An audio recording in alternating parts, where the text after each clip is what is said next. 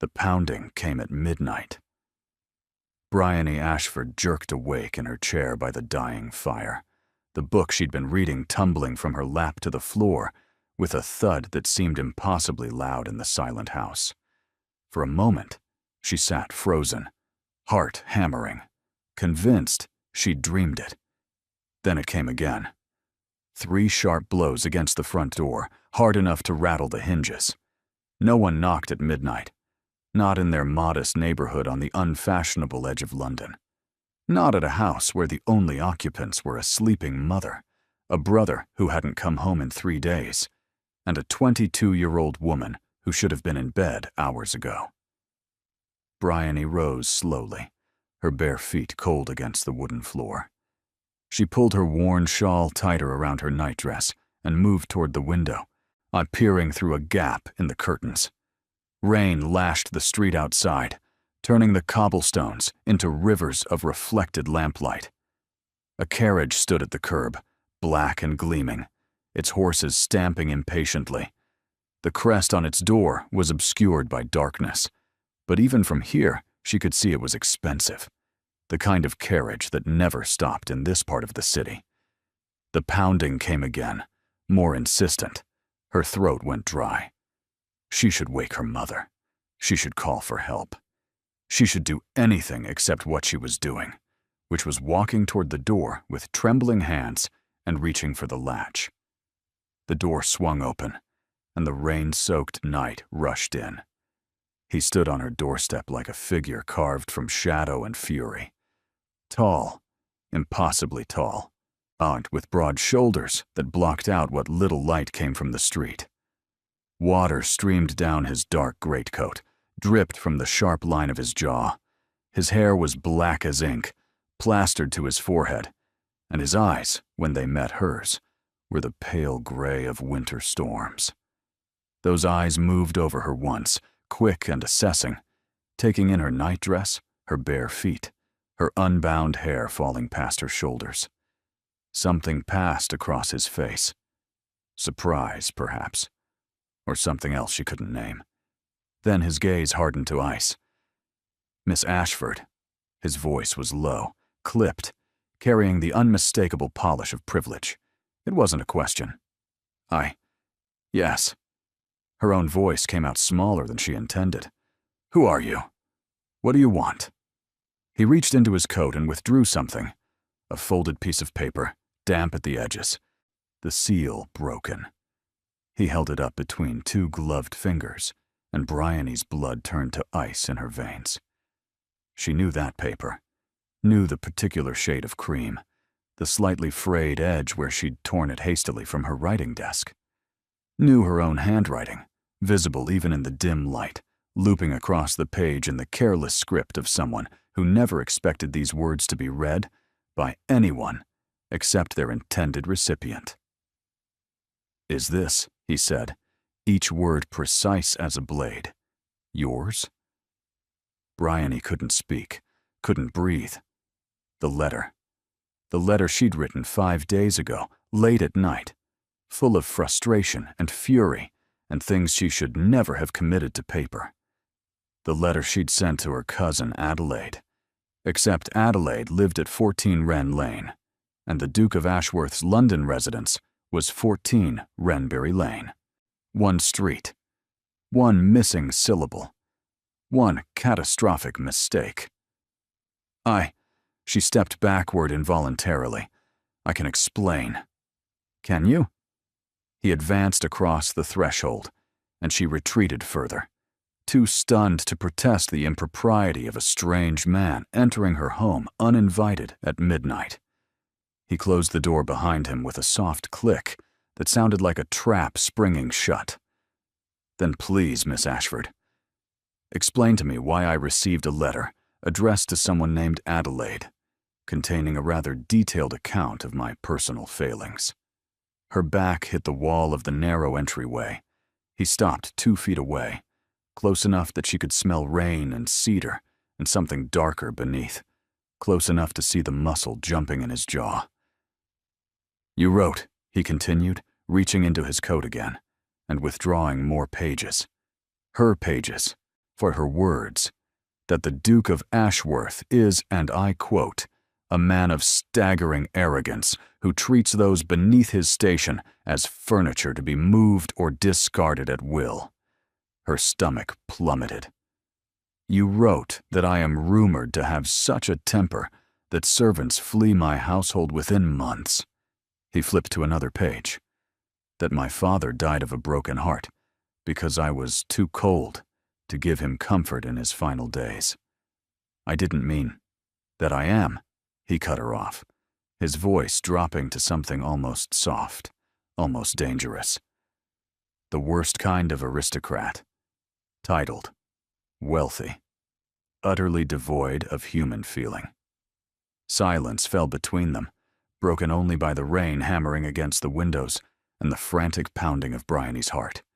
She should apologize. She should fall to her knees and beg forgiveness. She should do something, anything, to fix this impossible situation. Instead, she lifted her chin. Well, she said, surprised by the steadiness of her own voice. You've just barged into my home uninvited at midnight, frightened me half to death, and backed me against a wall. You're not exactly disproving my assessment. His eyebrows rose. For one terrible moment, she thought he might actually strike her. His expression darkened, his hands clenched at his sides, and those winter-gray eyes blazed with something that might have been rage, or might have been something else entirely. Then, impossibly, his lips twitched. You have spine, Miss Ashford. I'll grant you that. He stepped back, giving her room to breathe, though his presence still filled the cramped entryway like smoke. Do you know who I am? You're the Duke of Ashworth. She swallowed hard. A Hadrian Vane. And do you know why I'm here, instead of simply burning your letter and forgetting you exist? She shook her head, not trusting her voice. He reached into his coat one final time and withdrew another page. This one was different. Different handwriting, different paper. He held it out to her, and after a moment's hesitation, she took it. Her eyes scanned the lines, and her confusion deepened into dread. Your Grace, I have in my possession a most illuminating piece of correspondence, written by one, Miss Bryony Ashford, and intended for your eyes. The contents, if made public, would confirm every whispered rumor that has plagued your family since your father's unfortunate death. A man accused of coldness, now proven cold by an impartial witness. A man suspected of driving his father to the grave, and now condemned in writing by someone with no reason to lie. I wonder what the ton would make of such a letter. I wonder what your grandmother would say. I wonder what Lady Perdita Harlow, your intended bride, would think. Perhaps we should discuss terms. The letter was unsigned. Bryony looked up, her face ashen. I don't understand. I only wrote one letter. I only sent one letter. How does someone else have a copy? The Duke finished grimly. Someone made a copy before it reached me. Someone in my own household, or someone who intercepted it in transit. I don't know who. I don't know why. All I know is that they're threatening to destroy me with your words. But I didn't mean... She stopped, because that wasn't entirely true, was it? She had meant some of it. She'd been angry, frustrated, and full of resentment at the rumors her brother Piers brought home about his employer. She'd poured all of it onto the page, never imagining anyone except Adelaide would read it. I was venting. It was private. Private letters have a way of becoming public at the worst possible moments. His eyes bored into hers. You've put me in an impossible position, Miss Ashford. Someone is using your words as a weapon against me. If that letter is published, I lose everything. My reputation, my family's honor, a marriage alliance that's been years in the making. What do you want from me? Her voice cracked. An apology? I'll write one. I'll write a retraction. I'll do whatever you need. What I need, he said slowly, is far more complicated than an apology. He moved past her, deeper into the house, his gaze sweeping the modest parlor with its threadbare furniture and carefully mended curtains. She followed helplessly, too overwhelmed to protest his intrusion. "Your brother works for me," he said. "Piers Ashford. Junior secretary." "Yes." Her heart clenched. "Please, he had nothing to do with this. He doesn't even know I wrote, 'I'm aware.'" The Duke turned to face her. "Which is why I'm not having him thrown out on the street. Yet." The threat hung between them, unspoken but unmistakable. "What do you want?" she asked again. Hadrian Vane studied her for a long moment. The candlelight caught the sharp planes of his face, the shadows beneath his eyes that spoke of sleepless nights. He looked, she realized with a start, exhausted. Not just angry. Exhausted and something else. Something that looked almost like desperation, carefully controlled. "The blackmailer wants money," he said. "I could pay. But paying once means paying forever. The only way to end this is to make the letter worthless, to prove it wrong." "How?" His smile was thin, humorless. "By having the woman who wrote it stand beside me and tell the world she was mistaken. That she knows me. That I am nothing like the monster she described." He paused.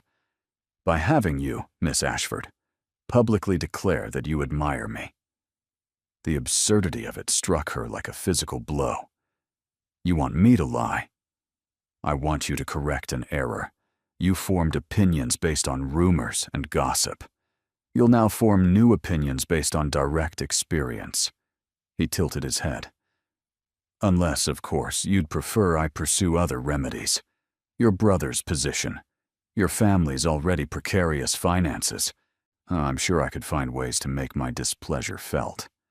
"You're threatening me. I'm offering you a choice." His voice was cold, but something in his eyes suggested this wasn't easy for him. "Come to my estate.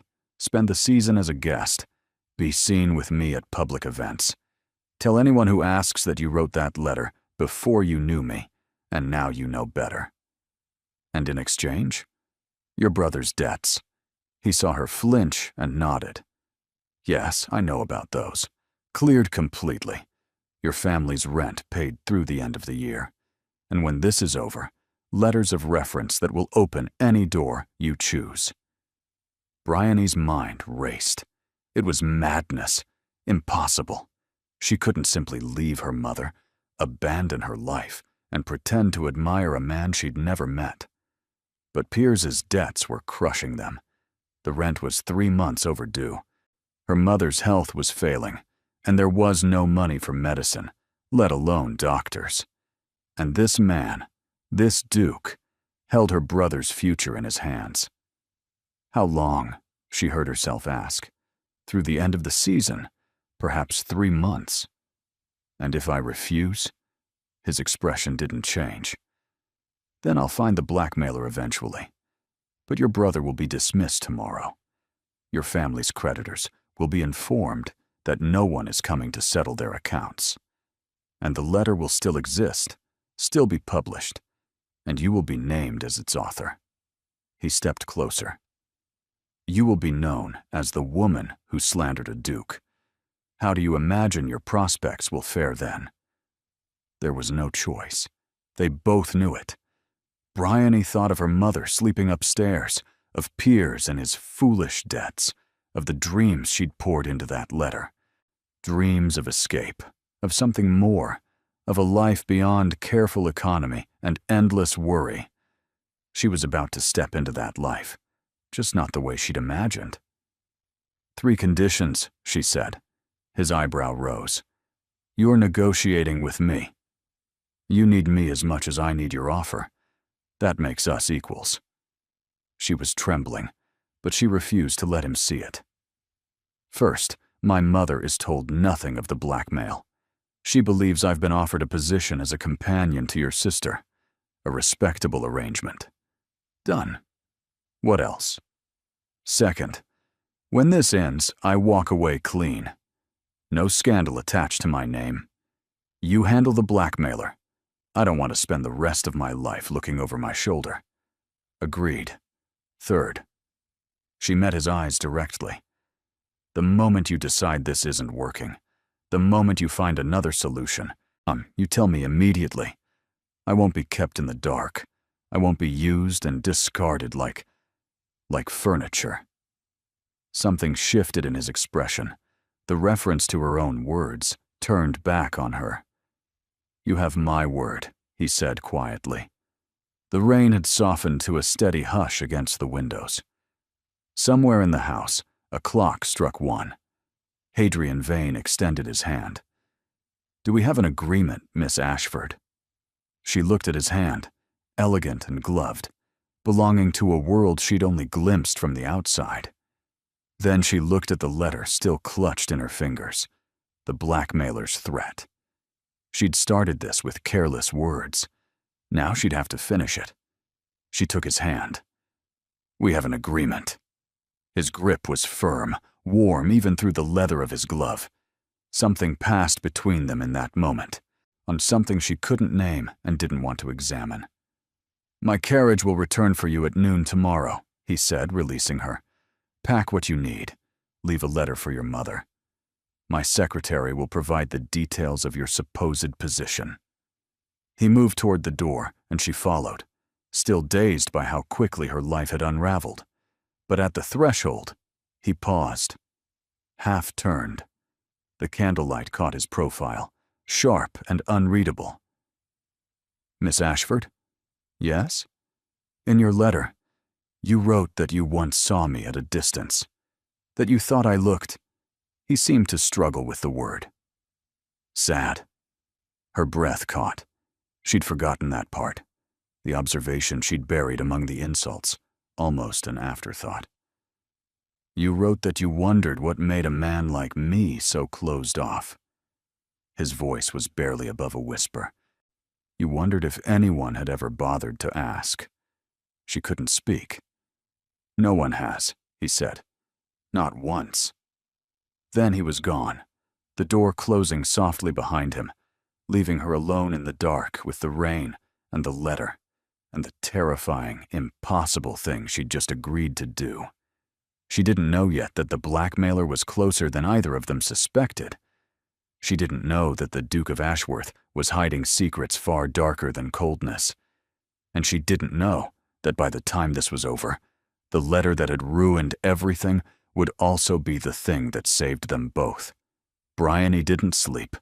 She sat by the window until dawn bled gray through the curtains, watching the rain finally ease into mist, watching her reflection in the dark glass transform from a frightened girl into something harder, something determined. At 7, she heard her mother stirring upstairs. At 8, she had tea ready, the kitchen swept, a letter composed in her careful hand explaining the sudden opportunity. A position as companion to Lady Araminta Vane, an unexpected honor. Room and board provided. She would write often. The lies came easier than she'd expected. Her mother, thin and tired, accepted the news with the quiet resignation of a woman who'd long since stopped expecting good fortune, but was too weary to question it when it arrived. The Duke's household, she murmured, her hands wrapped around her teacup for warmth. Your brother will be pleased. Perhaps he can visit you there. Bryony's stomach turned. Piers didn't know yet. Piers, who worked in that household, who would see her arrive as a guest and wonder what madness had possessed his sister. She'd have to find a way to explain, to warn him, before the Duke's carriage came. I'll need to pack quickly, she said, standing. The carriage comes at noon. Her mother caught her hand as she passed. Bryony. Yes, Mama. The older woman's eyes, once bright and sharp, now clouded with illness and years of disappointment, searched her face. You're not telling me everything. I'm telling you what matters. It's a good position. The family is respectable. And the Duke himself? What sort of man is he? The question struck deeper than her mother could know. What sort of man pounds on doors at midnight? What sort of man threatens and bargains in the same breath? What sort of man notices when someone calls him sad? I don't know yet, Bryony said honestly. But I intend to find out. She spent the morning packing her meager belongings into a trunk she'd borrowed from a neighbor years ago and never returned. 2 day dresses, patched but clean. 1 evening dress, hopelessly out of fashion but the only one she owned. Her mother's pearl earrings, the single valuable thing they hadn't sold. Books, 3 of them, chosen carefully. A ribbon that had been her grandmother's. It all fit into one trunk with room to spare. The summary of a life going nowhere. At 11, Piers finally stumbled through the door. He looked terrible. 3 days of stubble, shadows under his eyes, clothes rumpled as if he'd slept in them, which he probably had, wherever he'd been. Gaming halls, most likely. Chasing another scheme, another promise of fortune that would evaporate like morning fog. My Bryony. He blinked at her trunk by the door. What's happening? Close the door, she said. We need to talk. She told him everything. His reaction shifted through a kaleidoscope of emotions as she spoke. Confusion when she mentioned the letter. Disbelief when she described the Duke at the door. Horror when she explained the blackmail. And something else entirely when she reached the arrangement. You agreed to this? His voice cracked. You agreed to live in his house and pretend to admire him. I agreed to save your position and pay your debts and keep this family from drowning. She kept her voice flat, refusing to let him see how frightened she was. Which is more than you've managed lately. The words hit their mark. Piers flinched. Bree, I've been trying. I know. She softened, reaching for his hand. I know you've been trying, but trying isn't enough anymore. So now it's my turn. But the Duke... Piers shook his head. You don't know him? He's not what the rumors say. But he's not easy. Cold, yes. Distant. He barely speaks to anyone. Even his own sister tiptoes around him like he's made of glass and blades. Then I'll be careful. And the blackmailer? Someone in that household is threatening him. Someone he trusts. I'll be walking into a situation I created. She released his hand and moved to the window, watching for the carriage. I wrote that letter, Piers. I put those words on paper, and now someone is using them as a weapon. This is my responsibility. It was a private letter. You never meant. Intent doesn't matter. Consequences do. The words hung between them, on heavy with truth neither wanted to examine. A carriage turned onto their street, black, gleaming, the same one from last night, but now she could see the crest on its door clearly. A hawk in flight over crossed swords, the Ashworth arms. He's here, she breathed. Piers moved to her side. I'm coming with you. No. Bryony. No.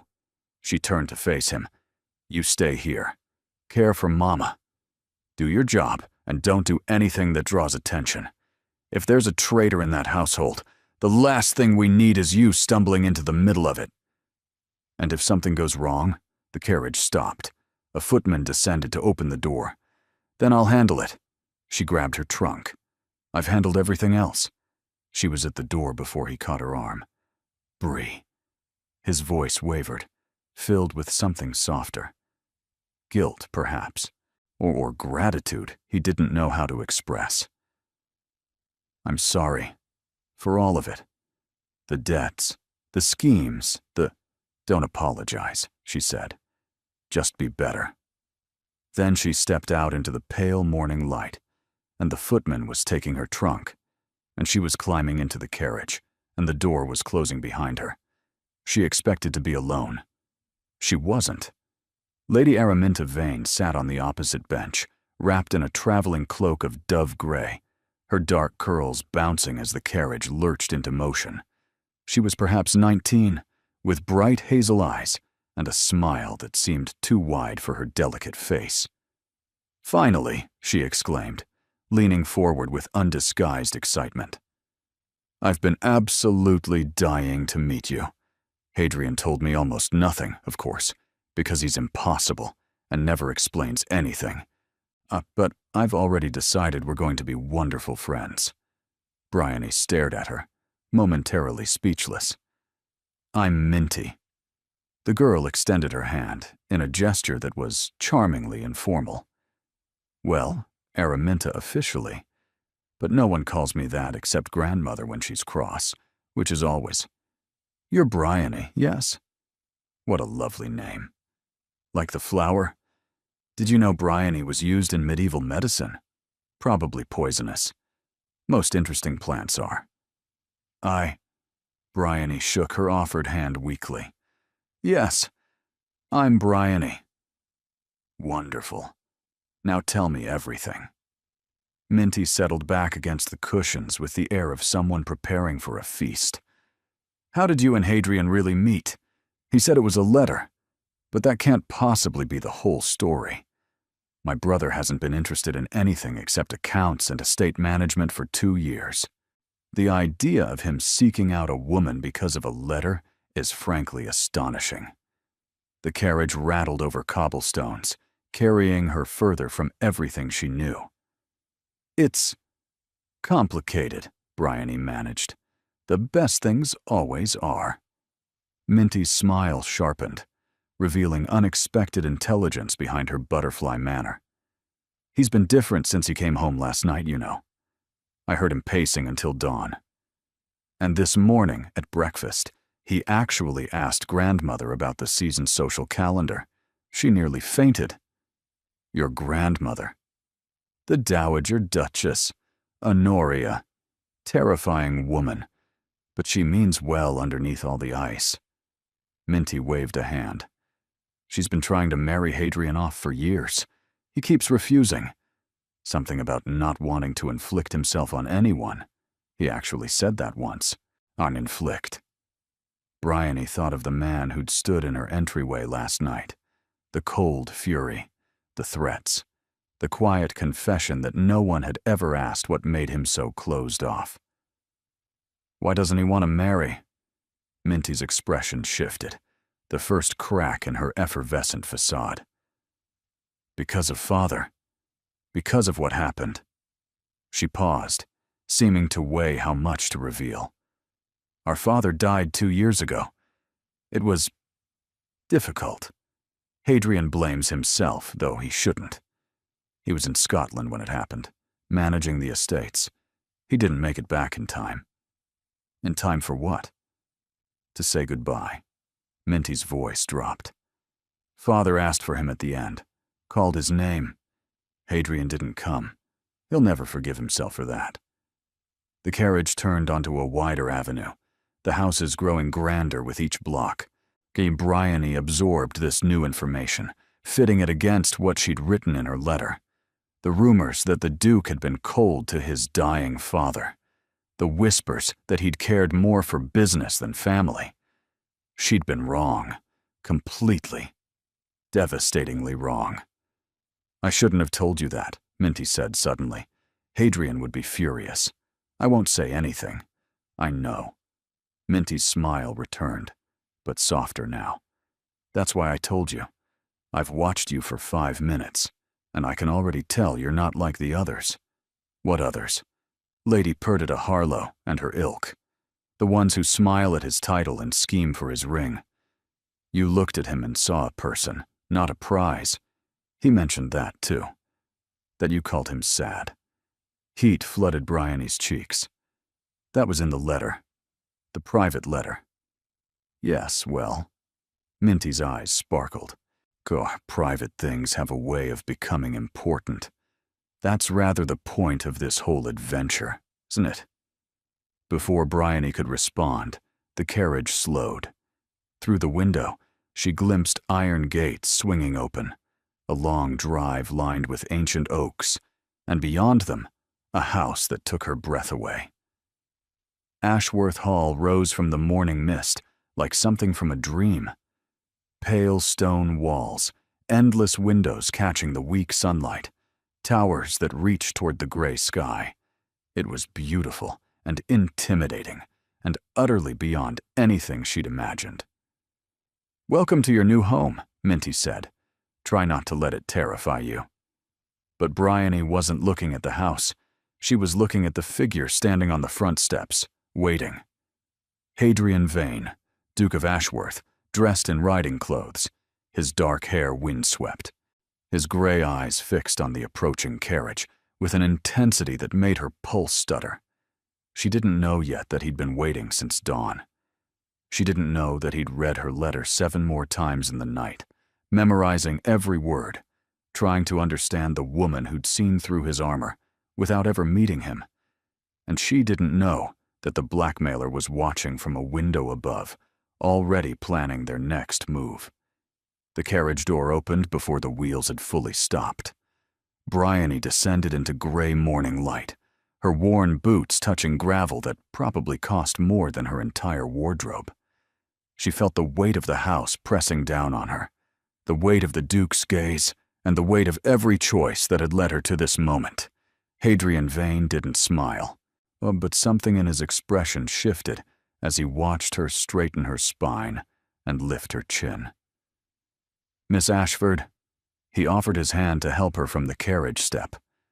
"I trust your journey was comfortable." Lady Araminta was very welcoming.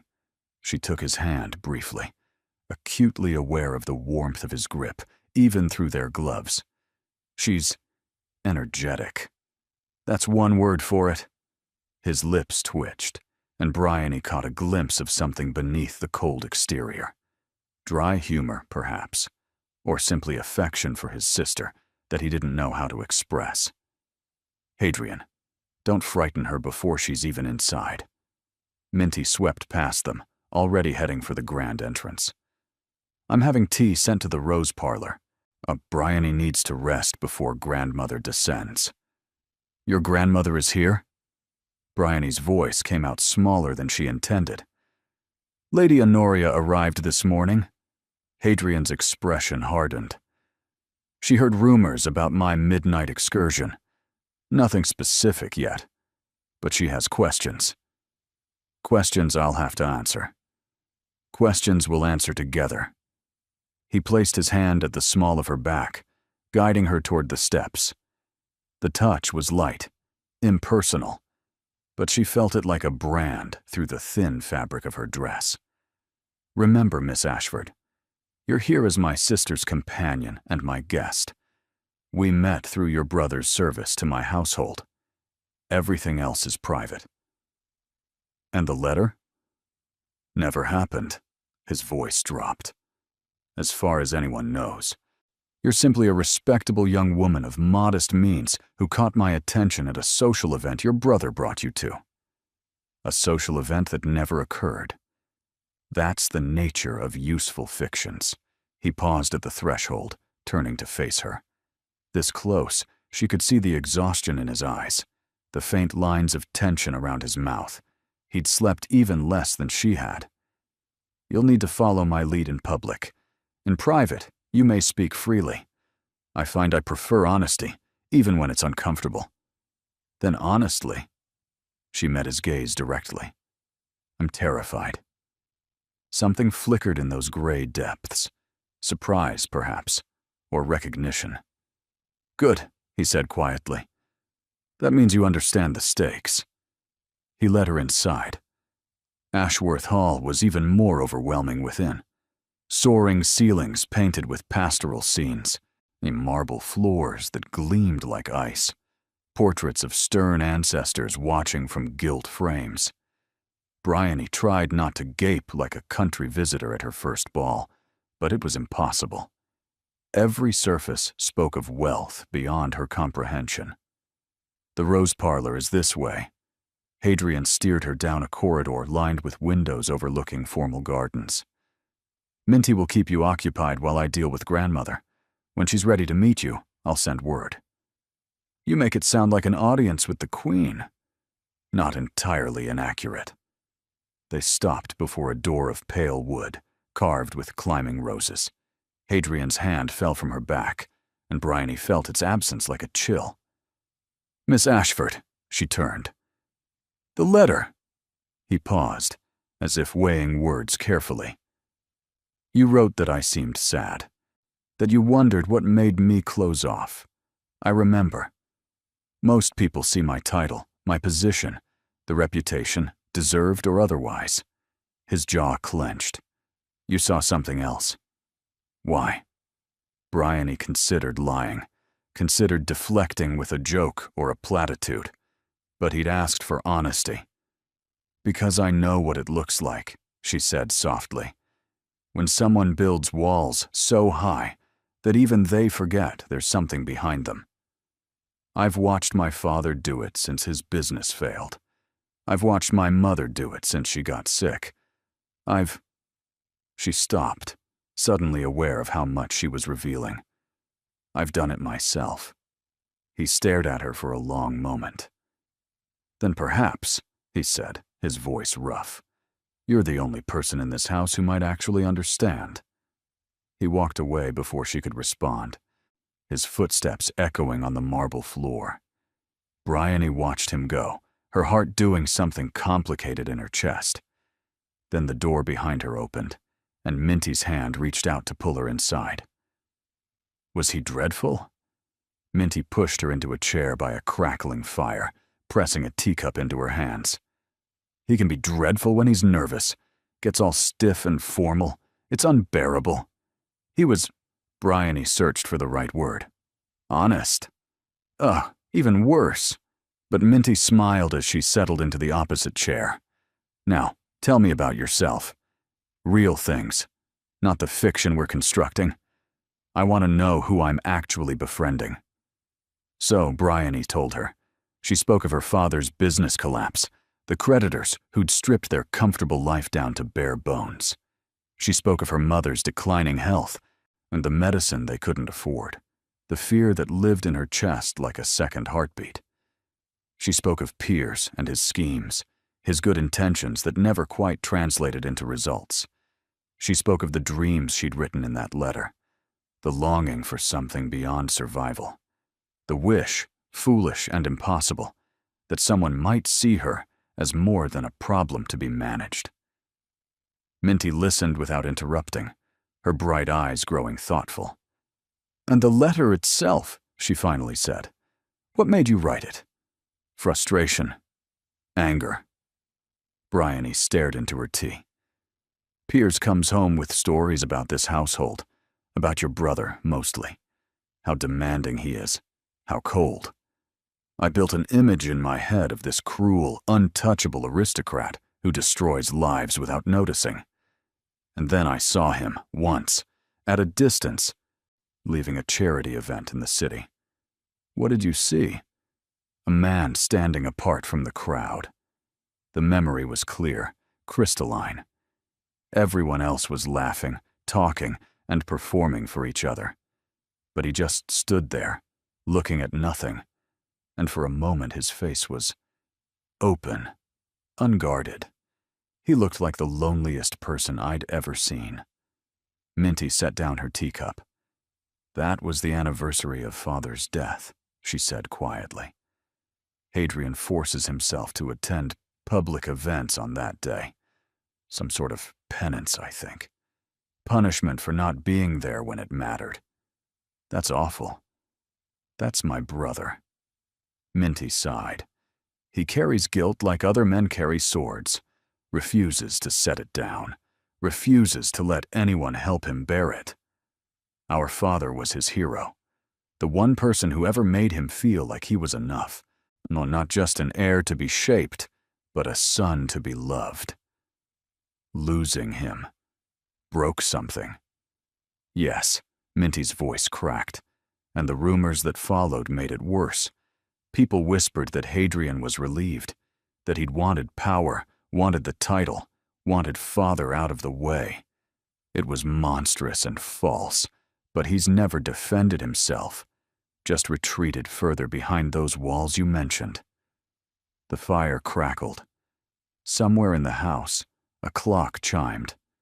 Bryony thought of the man she'd met last night, the fury and the threats, and the glimpse of something desperate beneath. She thought of the man she'd judged in her letter, built from rumors and resentment. She thought of how wrong she'd been. "I'll help him," she heard herself say. "Whatever this arrangement requires, I'll do it properly. Not because he threatened me. No, not because of Piers's debts." She looked up at Minty. "Because I owe him that much, after what I wrote." Minty's smile bloomed slowly, warm and genuine. "I knew I was going to like you." Before she could respond, the door opened. A footman in Ashworth livery entered with a bow. "Miss Ashford, the Dowager Duchess will see you now." Bryony's stomach lurched. "Already?" Minty jumped to her feet. "Grandmother said she'd wait until after luncheon." Her Grace has changed her mind. Minty and Bryony exchanged glances. Nothing good came from a dowager changing her mind. "I'll come with you," Minty said. Her Grace requested Miss Ashford alone. The words hung in the air like a verdict. Bryony set down her teacup and rose. Her knees felt unsteady, but she forced them to hold. She'd face the Duke at midnight, so she could face his grandmother in daylight. She hoped. "Where do I go?" The footman led her through corridors that seemed to stretch forever, past more portraits, more wealth, more evidence of a world she didn't belong in. Finally, he stopped before a door of dark oak, knocked twice, and opened it. "Miss Bryony Ashford, Your Grace." Bryony stepped inside. The door closed behind her with a soft, final click. The Dowager Duchess of Ashworth sat in a high-backed chair by a window overlooking the gardens. She was perhaps 70, though she wore her years like armor rather than burden. Silver hair swept back severely, a black dress that spoke of permanent mourning. Eyes the same gray as her grandson's, but colder, sharper, like chips of winter ice. "So," her voice cut through the silence, "you're the one." "Your Grace." Bryony curtsied, and grateful her legs didn't buckle. "Thank you for receiving me." "I didn't receive you. I summoned you." The dowager's gaze moved over her, cataloging every patched seam, every mark of poverty. "Sit." Bryony sat in the chair indicated, her back straight, her hands folded in her lap. "My grandson tells me you're here as Araminta's companion." The words dripped with disbelief. "He tells me you met at a social event your brother attended. He tells me you've made a favorable impression on our family." "That's correct, Your Grace." "He's lying." The dowager leaned forward. "Hadrian hasn't attended a social event in 18 months. Your brother is a junior secretary who's never been invited to anything above a servant's ball. No, and the only impression you've made is the one currently circulating through this household's gossip channels." Bryony felt her chest constrict. A woman, unknown, arriving in the Duke's private carriage at dawn, closeted with his sister, given rooms in the guest wing. "I assure you, I've already sent inquiries to London." The dowager's eyes were pitiless. "By tomorrow, I'll know exactly who you are. Your family's circumstances, your brother's debts, every detail of your insignificant little life." Silence. The clock on the mantel ticked like a heartbeat. Bryony could lie. She should lie. The arrangement demanded it. But she remembered what Hadrian had said. "I find I prefer honesty, even when it's uncomfortable."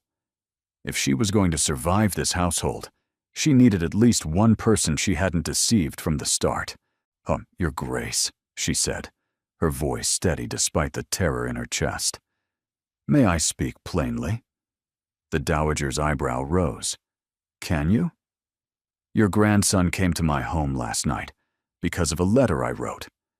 A private letter that was sent to the wrong address and is now being used to blackmail him."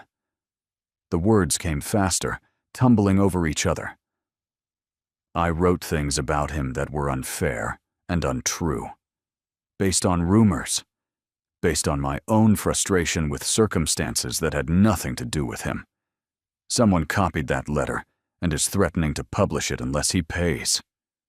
The Dowager's expression didn't change, but something flickered behind her eyes. "Go on." "He proposed an arrangement. I come here. I'm seen with him publicly. I tell anyone who asks that I was wrong about him, that I know him now, and my opinion has changed. It makes the letter worthless, takes away the blackmailer's power. And in exchange, my brother's debts cleared, my family protected. References when this is over." Bryony swallowed. "I know how it looks. I know what you think of me. But I'm not here to trap your grandson into marriage or steal your silver or cause a scandal. I'm here because I made a mistake, and this is the only way to fix it." The silence stretched. Then, impossibly, the Dowager laughed. It was a sharp sound, brittle with age, but genuine. She leaned back in her chair, studying Bryony with something that might have been appreciation. "Do you know how many young women have sat in that chair and lied to me? Dozens.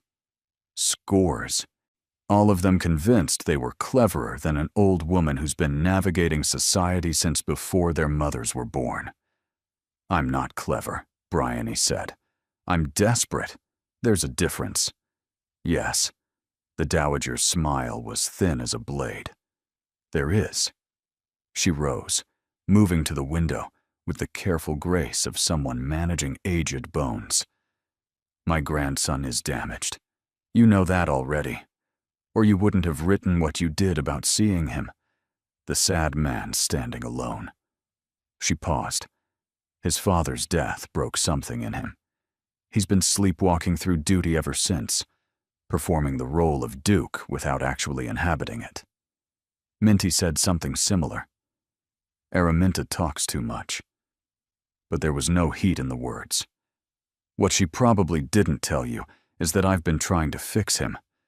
Marriage to Lady Perdita Harlow saw an alliance that would stabilize his position, produce heirs, give him something to care about beyond guilt and grief.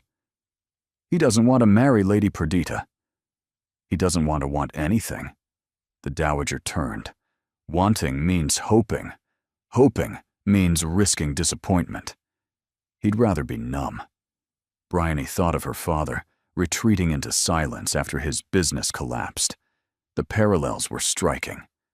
But you, the Dowager's gaze sharpened. You walked in here and told me the truth. You didn't simper or flatter or pretend. Either you're genuinely honest, or you're the cleverest schemer I've ever met. I'm not clever, Bryony repeated. Then you're honest. The Dowager moved closer. Which means I'm going to give you a warning, Miss Ashford. One warning only. Your Grace, my grandson has been dead inside for 2 years. Frozen. If you're here to help thaw him, then I wish you luck. The Harlow alliance was never about love. It was about duty. Perhaps duty isn't what he needs. And if I can't help him? The Dowager's smile turned cold. Then you leave. Quietly. With your references and your family's debts cleared and not a breath of scandal attached to either of you. She paused. But if you hurt him, if you use this arrangement to wound him further, to manipulate him, to deepen his isolation, you'll destroy me. I'll do worse than that. The Dowager's voice dropped to ice. I'll make sure you never stop running. The threat hung between them, absolute and believable. Do we understand each other? Perfectly, Your Grace. Good. The Dowager moved to the bell pull. Dinner is at 8. Dress appropriately. I'll have something sent to your room. Since I'm certain everything you own is unsuitable. She was gone before Bryony could respond. Bryony sat alone in the silent room, her hands trembling in her lap, trying to process everything that had just happened. The warning, the grudging respect, the impossible task ahead. She had to help a man who didn't want to be helped. She had to find a blackmailer hiding somewhere in this house. She had to survive a dowager who saw everything and forgave nothing. And she had to do it all while pretending to admire a duke she'd spent months despising. The door opened. A maid appeared with a curtsy. "Miss Ashford, I'm to show you to your rooms. Lady Araminta says she'll visit before dinner to help you dress." Bryony rose on unsteady legs. "Thank you." As she followed the maid through endless corridors, she caught a glimpse of movement at the far end of the hall. A figure in dark clothing, watching from the shadows, watching her. Then they were gone, and Bryony was left with the chilling certainty that somewhere in this beautiful, terrible house, someone was paying very close attention. The guest chamber they'd given her was larger than her family's entire ground floor. Bryony stood in the center of the room, turning slowly, trying to absorb the enormity of it. A four-poster bed draped in silk the color of spring moss, a writing desk positioned by windows that overlooked a garden maze, a wardrobe that could hold 50 dresses, though she'd brought only 2. A private sitting area with velvet chairs arranged before a marble fireplace where flames already crackled against the afternoon chill. And flowers. Fresh flowers on every surface. Roses and lilies, and something purple she couldn't name, their fragrance filling the air like an embrace. "The green suite," the maid said, curtsying. Her Grace had it prepared specially. "Shall I help you unpack, miss?" Bryony looked at her single trunk, sitting forlornly by the wardrobe, like a stray dog at a feast. "I can manage, thank you." "Very good, miss. I'm Nell. Ring if you need anything." She paused at the door. "Anything at all." Then she was gone, and Bryony was alone with the terrifying luxury of borrowed existence. She unpacked methodically, trying to ground herself in routine. Her 2-day dresses looked even shabbier against the wardrobe's silk-lined interior. Her one evening gown, the pale blue she'd worn to her cousin's wedding 3 years ago, hung like a ghost of celebrations past. In her reticule, she found her mother's pearl earrings. She set them on the vanity table, where they caught the firelight and gleamed. A knock interrupted her thoughts. "Enter." Minty swept in, followed by 2 maids carrying armfuls of fabric. "Don't panic," she announced, dumping herself onto the bed with cheerful disregard for propriety. "Grandmother sent these from her own collection. Apparently, she's decided you're a project." "A project? Someone to be improved upon." Minty grinned. "It's actually a good sign. She only bothers with people she finds interesting." The maids laid out dress after dress on every available surface. Silks in deep jewel tones, delicate muslins for daytime, evening gowns that sparkled with embroidery Bryony couldn't have afforded in a lifetime of saving. "These are too fine," she protested. "I can't possibly." "You can, and you will." Minty held up a gown of amber silk. "This one for tonight. It'll bring out the warmth in your complexion. And don't argue. Grandmother's orders are non-negotiable." Bryony touched the fabric, impossibly soft against her fingers. "Why is she helping me? An hour ago she was threatening to destroy me." "That's grandmother." Minty shrugged. "She respects honesty. You gave her truth when everyone else gives flattery. Now she's invested in seeing what you'll do with opportunity. Or she's dressing me up for slaughter. Possibly both." Minty's smile was impish. Welcome to the aristocracy. The maids helped her into the amber gown as the sun began its descent toward the horizon. Bryony watched her reflection transform in the full-length mirror. The cut was elegant, but the color rich against her dark hair, the fit somehow perfect, despite never having been measured for it. She looked like someone who belonged here. The deception twisted in her stomach like a knife. "Stop frowning." Minty appeared behind her, adjusting a curl. You'll get lines. I'm thinking. Dangerous habit. Try not to do it at dinner. She met Bryony's eyes in the mirror. Hadrian will be watching. He always watches. And tonight, half the household staff will be observing the mysterious guest who arrived at dawn. What do they know? Nothing specific. That's what makes it interesting. Minty turned her toward the door. Come, I'll walk you to the dining room. And remember, spine straight, chin up, and never let them see you're terrified. What if I am terrified? Then you're paying attention. Minty squeezed her hand. But you survived, grandmother. Everything else is practice. The dining room was a cathedral of crystal and candlelight.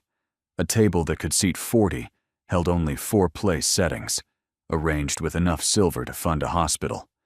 Portraits of ancestral veins watched from the walls with expressions ranging from stern to actively disapproving.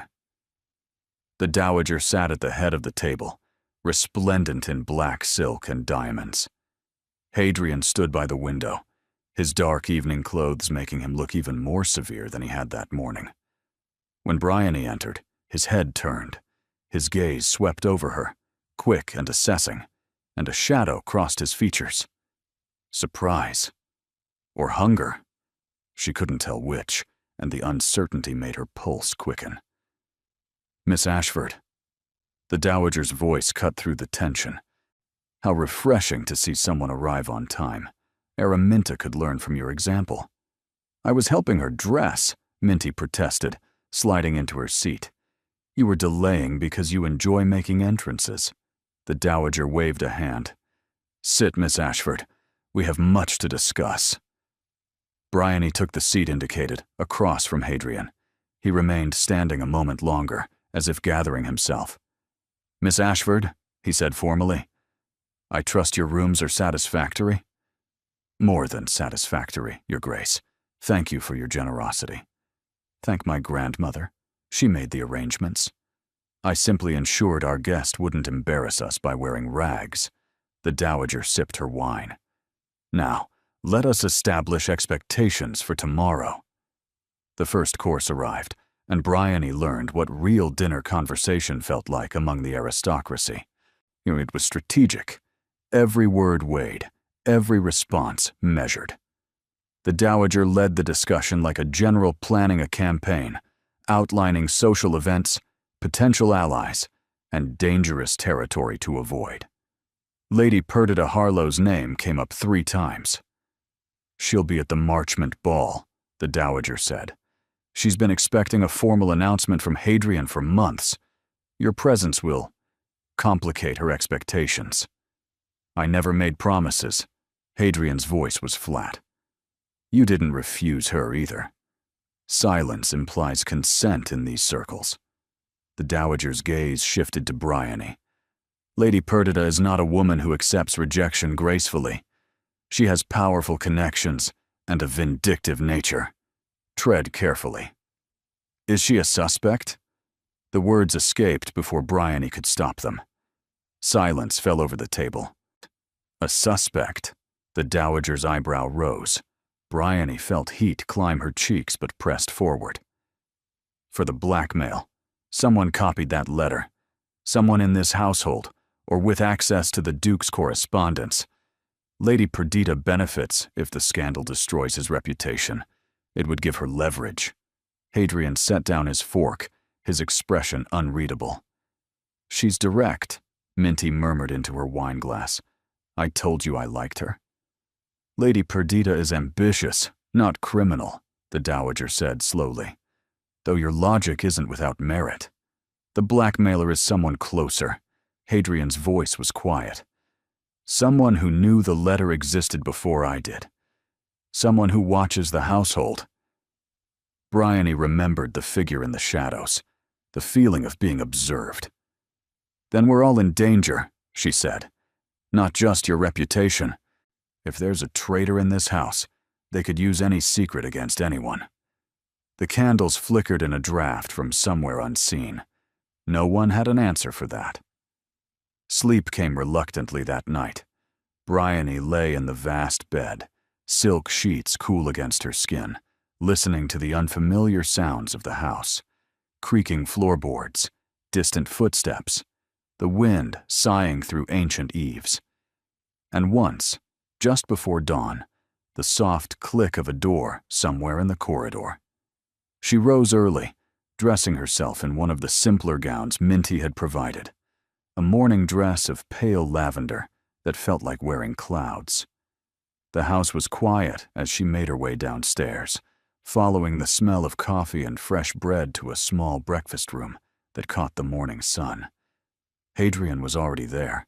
He sat alone at the table, a paper spread before him, a cup of coffee going cold at his elbow. He looked up when she entered, and Bryony caught a flash of something before his expression shuddered.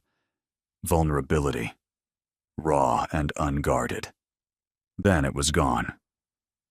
"Miss Ashford, you're awake early. I don't sleep well in strange places." She moved to the sideboard, helping herself to toast and preserves, with the efficiency of someone who'd spent years making do. "May I join you?" He gestured to the chair across from him. "Please." She sat, spreading jam on her toast with precise movements. The silence stretched between them, but it wasn't uncomfortable. More like two wary animals sharing a watering hole. "You asked about suspects last night," Hadrian said finally. "At dinner." I spoke out of turn. "No, you spoke sense." He pushed his papers aside. "I've been trying to identify the blackmailer for 5 days, following the letter's path from receipt to my study, questioning servants who might have had access, finding nothing. Because you're looking in the obvious places." His eyes narrowed. "Where would you look?" Bryony considered. "The letter arrived at your London residence first, then was forwarded here." "Yes. My secretary in London handles correspondence." "Who else sees your mail?" "The butler. Perhaps a footman who carries it." He paused. "It's not exactly secured. Anyone with access to my study could have opened it before I did. But someone made a copy." Bryony leaned forward. "That takes time. Paper. The opportunity to be alone with the letter long enough to reproduce it. Who has that kind of access to your private correspondence?" "My secretary. My valet. The housekeeper in London." His expression hardened. "People who've served my family for years. Decades. Some of them. Loyalty doesn't preclude desperation." She spoke softly, thinking of Piers, of herself. "People do unthinkable things when they need money or power or revenge. You think I've wronged someone without realizing it. I think you're a duke who makes decisions affecting hundreds of lives. Someone might feel overlooked, passed over for promotion, dismissed without adequate pension." She met his gaze. "Someone might blame you for something that wasn't even your fault." His hand clenched around his coffee cup. "Like my father's death." The words hung between them like smoke. "Tell me about him," Bryony said quietly. "Not the Duke. The father." Hadrian was silent for so long she thought he wouldn't answer. The words came out broken when he finally spoke. "He was everything I'm not.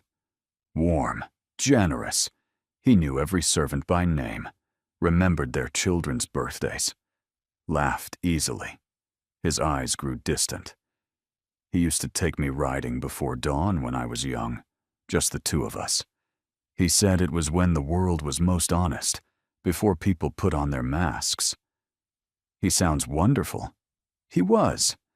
And I was in Scotland, arguing with tenant farmers when he fell ill."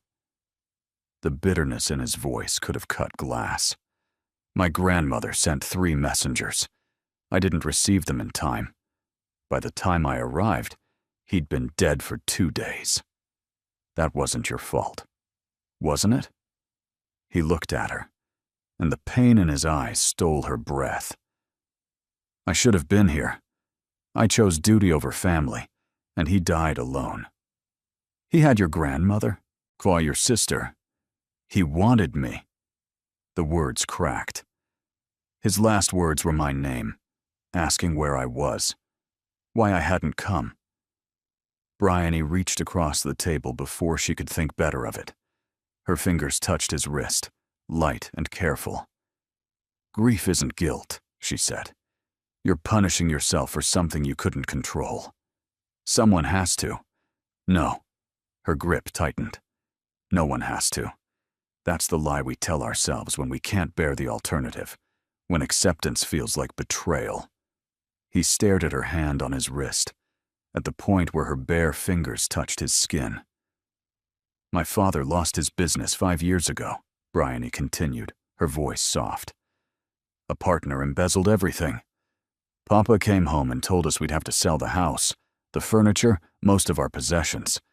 He apologized for failing us. That wasn't his fault either. No. But he's never forgiven himself. He retreated into silence and never came back out. She withdrew her hand slowly. I've watched guilt eat him alive, turn him into a ghost of the man he was. I won't watch you do the same thing. Hadrian's expression shifted. The walls he maintained so carefully showed the first hairline fractures. Why do you care? His voice was barely above a whisper. You don't know me. A week ago you wrote that I was devoid of human feeling. A week ago I was wrong. She held his gaze. I judged you on rumors and resentment. I was angry at the world, and you were a convenient target. That letter says more about my failures than yours. And now? Now, I'm trying to see clearly. She picked up her cold toast, suddenly unable to meet his eyes. Oh, it's harder than I expected. Silence fell again, but warmer this time, less guarded. The door opened, and a footman entered with fresh coffee. The moment shattered like glass. The Dowager Duchess wishes to see Miss Ashford in the conservatory, he announced, at her earliest convenience. Which means immediately, Hadrian said dryly. Go. Don't keep her waiting. Bryony rose, but paused at the door. Your Grace, he looked up. Your father asked for you because he loved you, not to punish you. She swallowed. Maybe that's the part you should remember. She left before he could respond, but she heard, very faintly, the sound of his breath catching. The conservatory was a jungle of glass and greenery, tropical plants pressing against windows that overlooked the estate's formal gardens. The dowager sat in a wicker chair at its center, arched like a spider in a particularly elegant web. She was not alone. A woman stood beside her, tall and blonde and beautiful in the way of classical statues. Her gown was the latest fashion, her pearls flawless, her expression pleasant in the way that concealed rather than revealed. Miss Ashford, the dowager gestured her closer. Allow me to introduce Lady Perdita Harlow. Dread pooled in Bryony's gut. So this is the mysterious guest? Lady Perdita's voice was honey over ice. I've heard such interesting things about you. Have you? Bryony kept her own voice neutral. I've only just arrived. Word travels quickly among certain circles. Those perfect lips curved. Your brother works for Ashworth, doesn't he? Piers Ashford. Such an ambitious young man. Such expensive tastes. The threat was delicate but unmistakable. My brother's habits are his own, Bryony said carefully, as are mine. Of course. Lady Perdita's gaze swept over her borrowed gown. Though one does wonder where the Ashford family finds the means for such improvements. That will do, Perdita. The dowager's voice cut through like a blade. You came to discuss the Marchmont Ball. Let us remain on topic. Forgive me, Your Grace. I was merely curious about our newest addition. Lady Perdita smiled at Bryony, all teeth and no warmth. I do hope we'll become friends, Miss Ashford. Hadrian speaks so highly of you. Does he? Oh, yes. Just this morning, he mentioned your candor. How refreshing he finds it.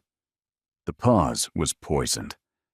After so many years of polished conversation, I imagine simplicity has its appeal.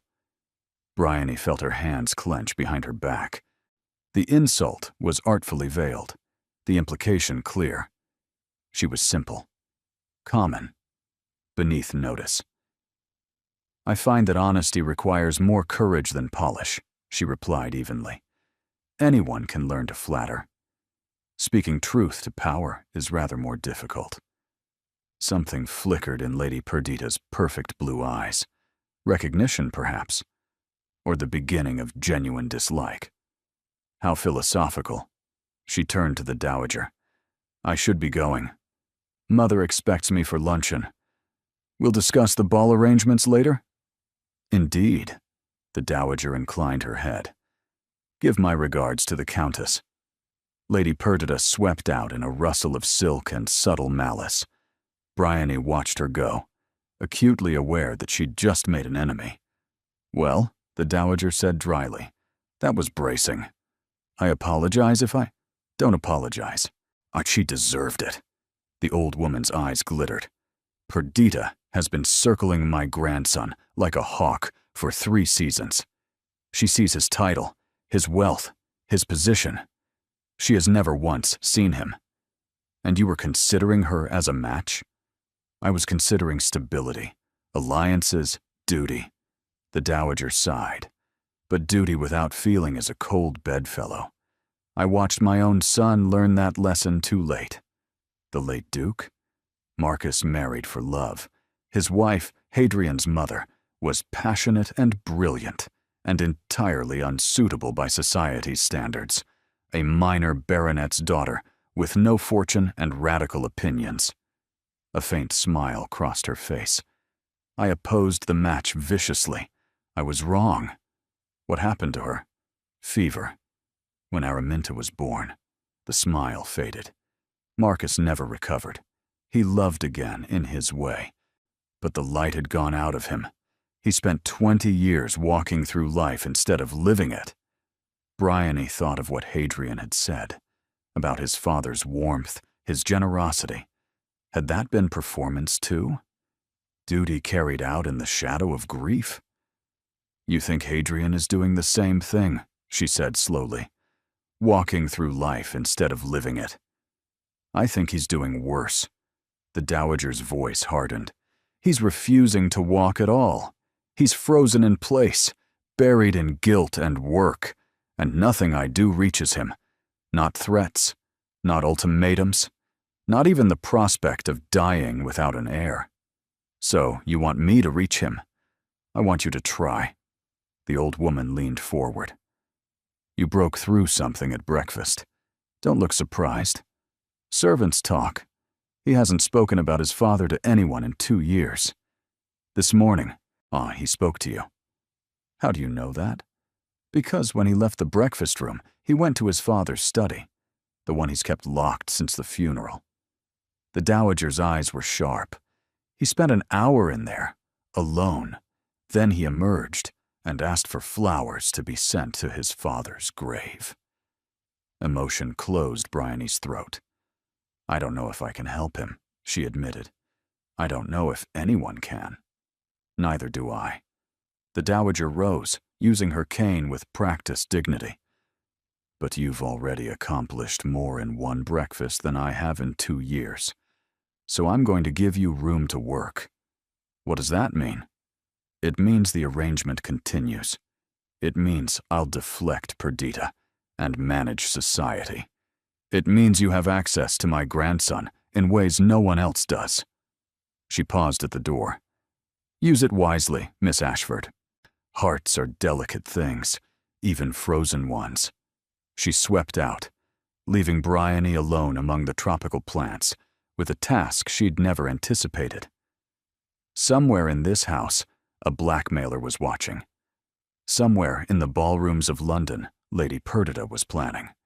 And somewhere in a locked study, the Duke of Ashworth was finally beginning to thaw. Bryony just hoped she wouldn't be burned when the ice gave way. 3 days passed in a rhythm of careful observation and cautious conversation. Bryony learned the patterns of Ashworth Hall, which servants moved through which corridors, where the family gathered and where they scattered. The times when Hadrian retreated to his study, and the times he emerged, briefly, to fulfill some duty or another. She watched him constantly. Not obviously, not in ways that would draw attention, but she watched. And the way he held himself in public, all rigid control and formal courtesy. The way that control slipped when he thought no one was looking, revealing exhaustion, sadness, something that might have been longing. He watched her too. She felt his gaze at dinner, during the afternoons when she sat with Minty in the drawing room. He never approached, never initiated conversation. But he was aware of her in a way that made her skin prickle with anticipation. On the fourth evening, she found him in the library. She hadn't been looking for him. She'd simply needed something to read, something to quiet her restless mind before bed. The Ashworth Library was legendary. 3 floors of books stretching toward a painted ceiling, ladders on brass rails, reading alcoves tucked into every corner. Hadrian sat in one of those alcoves, a single candle burning beside him, a book open on his lap that he wasn't reading. He looked up when she entered. Surprise flickered across his features. "Miss Ashford, it's late. I couldn't sleep." She paused at the threshold. "Should I leave?" "No." The word came quickly, then more measured. "No. Please. Stay." She moved deeper into the library, breathing in the scent of old paper and leather and dust. Her fingers trailed along spines as she passed, reading titles in the dim light. "This collection is remarkable," she said. "Philosophy, poetry, history. First editions, some of them. My grandfather's passion. My father maintained it." Hadrian's voice was soft. "I've barely touched it since he died. Why not?" "Because books were our language." He closed the volume in his lap. We'd discuss what we were reading over breakfast. Debate philosophy during rides. He'd send me texts from London with notes in the margins. A pause. "Coming here feels like visiting a grave." Bryony pulled a book from the shelf at random. Shelley. "My mother used to read to me when I was small, before the money troubles, every night without fail. Stories and poems and sometimes just her favorite passages from novels. When everything fell apart, she stopped. Why? She said she couldn't find the words anymore." Bryony opened the book, the pages whispering. "But I think it was more than that. I think the stories reminded her of who she used to be, before survival became the only priority. And you? Do you still read?" "Constantly." She smiled slightly. "It's free. Libraries don't charge for escape." Hadrian rose from his chair, moving toward her.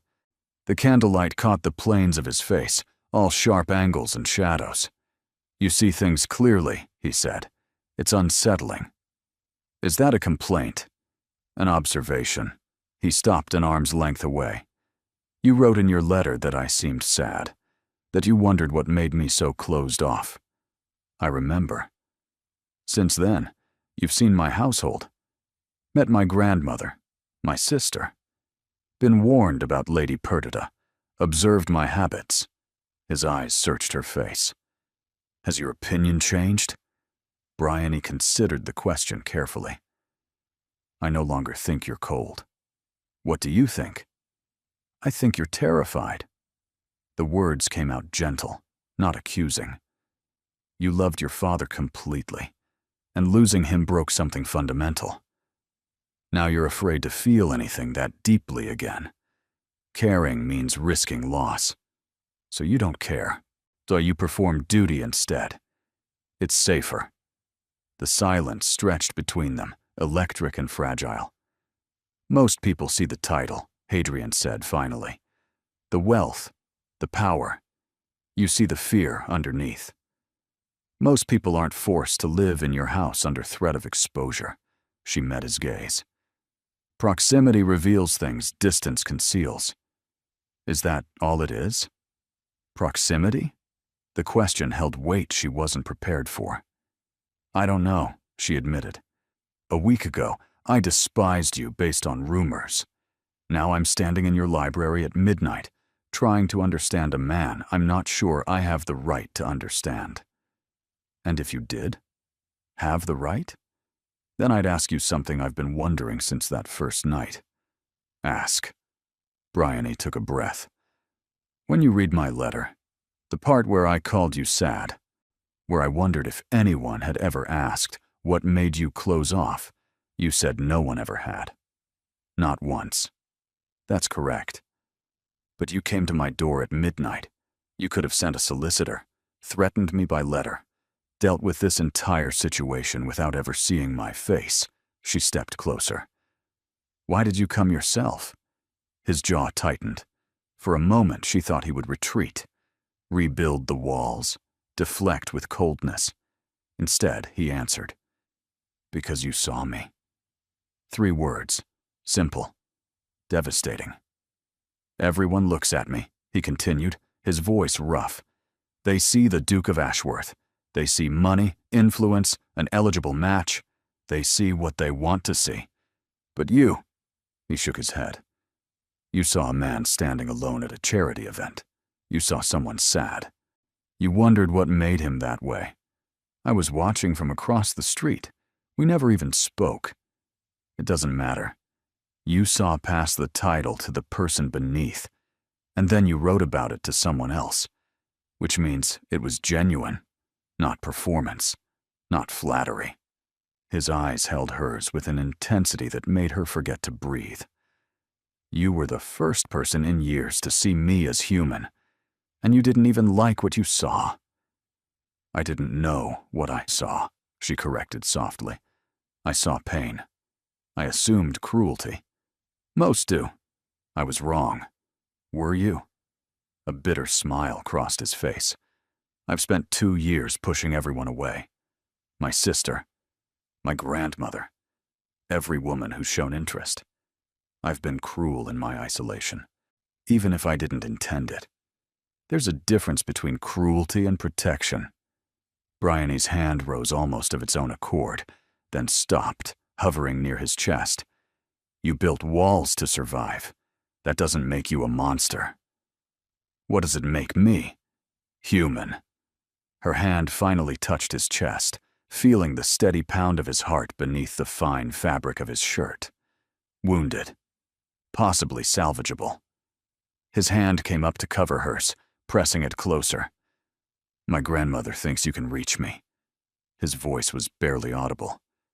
She believes you can thaw something. Do you believe that? I believe you've already begun. His thumb traced circles on her wrist, small movements that sent electricity through her entire body. I believe that terrifies me more than the blackmailer ever could. Why?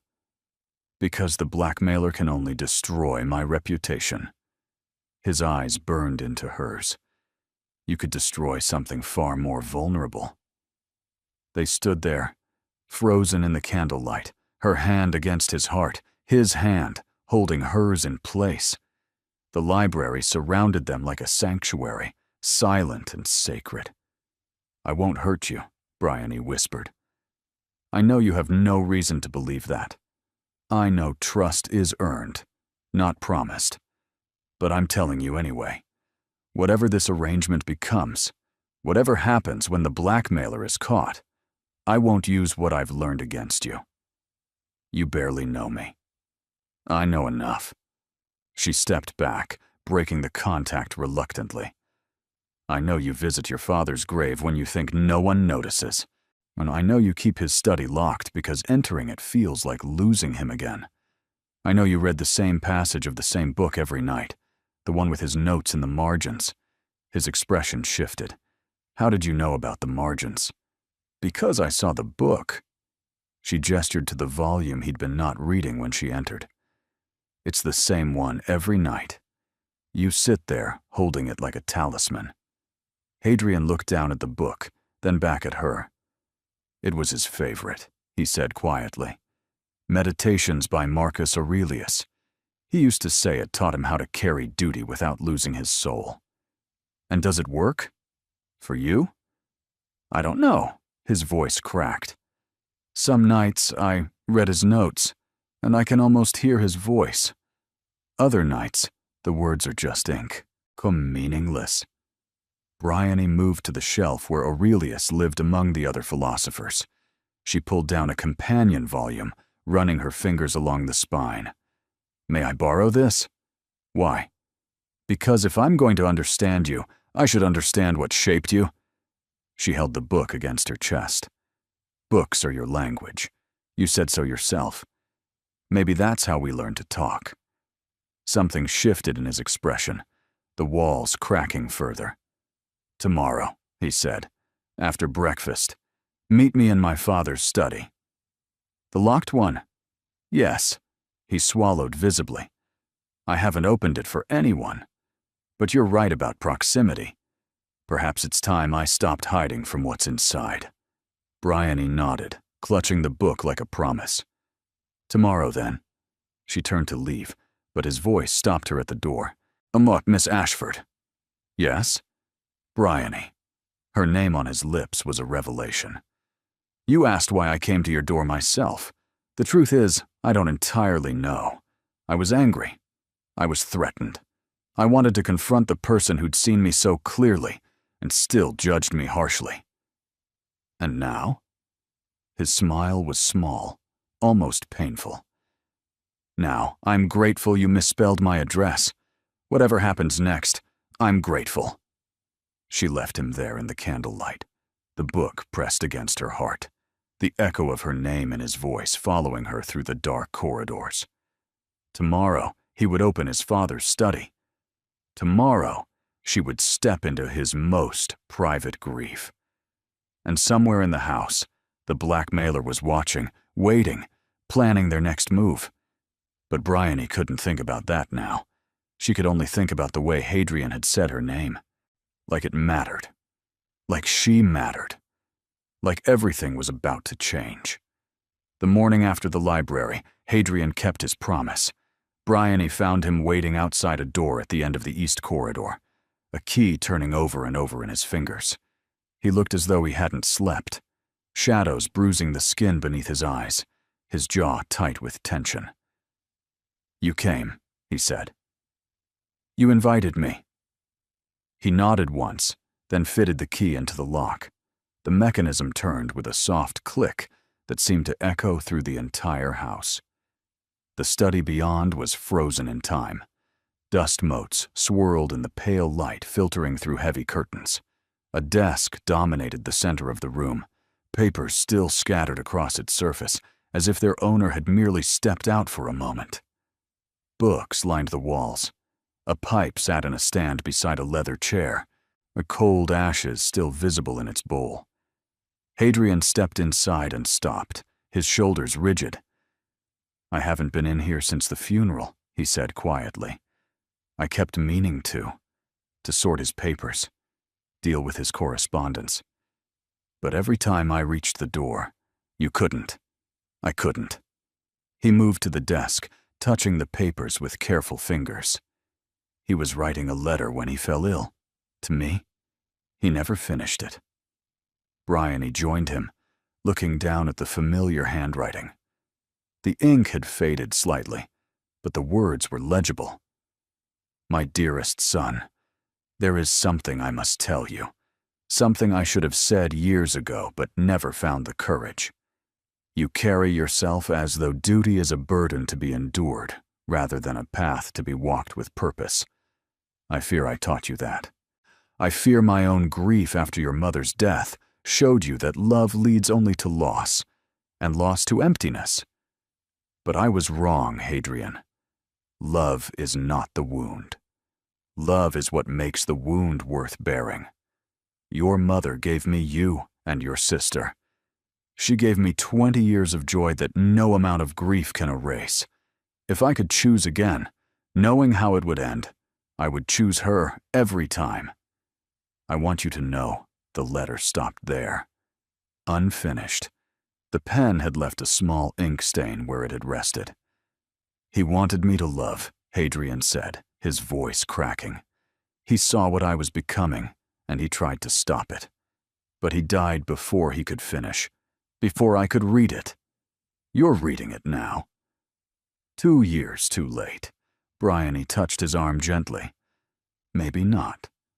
Maybe exactly when you needed to. He turned to look at her, and she saw the grief breaking through the surface. Not the cold, controlled sorrow he'd carried publicly, but something raw and desperate. I've been so afraid, he whispered, of feeling anything, of wanting anything, because wanting means losing, and I couldn't survive another loss.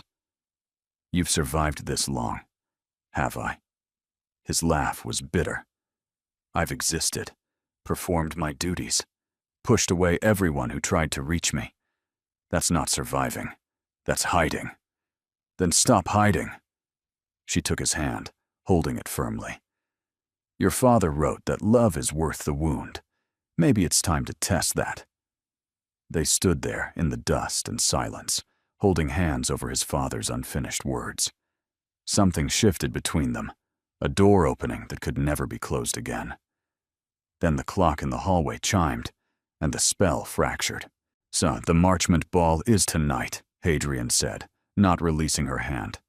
Our first public appearance together. Lady Perdita will be there. Half of London will be watching. I know. Are you ready? No. She squeezed his fingers. But I'll do it anyway. His smile was small, but real. The first genuine smile she'd seen from him. Then we'll face it together. They traveled to London that afternoon, the carriage eating miles while Bryony rehearsed conversations in her head. By evening, the city's glittering heart awaited them. The Marchment ballroom blazed with 1,000 candles. Bryony stood at the entrance, Hadrian's hand warm at the small of her back, and tried not to faint. She'd thought Ashworth Hall was overwhelming. This was something else entirely. Crystal chandeliers like frozen waterfalls, gowns worth more than her family's annual income. The cream of London society turning to stare as the Duke of Ashworth arrived with an unknown woman on his arm. Breathe, Hadrian murmured. You're magnificent. She was wearing the sapphire gown the Dowager had commissioned. Her hair was arranged with pearls Minty had produced from some mysterious source. She looked, as Nell had whispered while helping her dress, like a duchess. She felt like an imposter. Everyone is staring, she whispered back. Let them. They'll stare regardless. Give them something worth seeing. She lifted her chin, channeling every lesson her mother had ever taught about deportment and grace. Her spine straightened, her expression smoothed into pleasant neutrality. She became, for this moment, the woman the dress suggested she was. Hadrian led her into the crowd, so the next hour was a blur of introductions and careful conversation. Lord Marchment, their host, who looked at her with curious approval. Lady Marchment, who complimented her gown. Minty, appearing at her elbow with strategic timing whenever the questions grew too pointed. And through it all, Hadrian stayed close, not obviously possessive, but present, attentive in ways that made people notice. They're talking about us, Bryony said during a brief respite by the refreshment table. Of course they are. That's the point. The whispers aren't kind. They rarely are. He handed her a glass of champagne. But whispers can be shaped. By the end of tonight, the narrative will be clear. The Duke of Ashworth has found someone who interests him. The Harlow alliance is no longer assured. Lady Perdita won't accept that quietly. No. His jaw went rigid. She won't.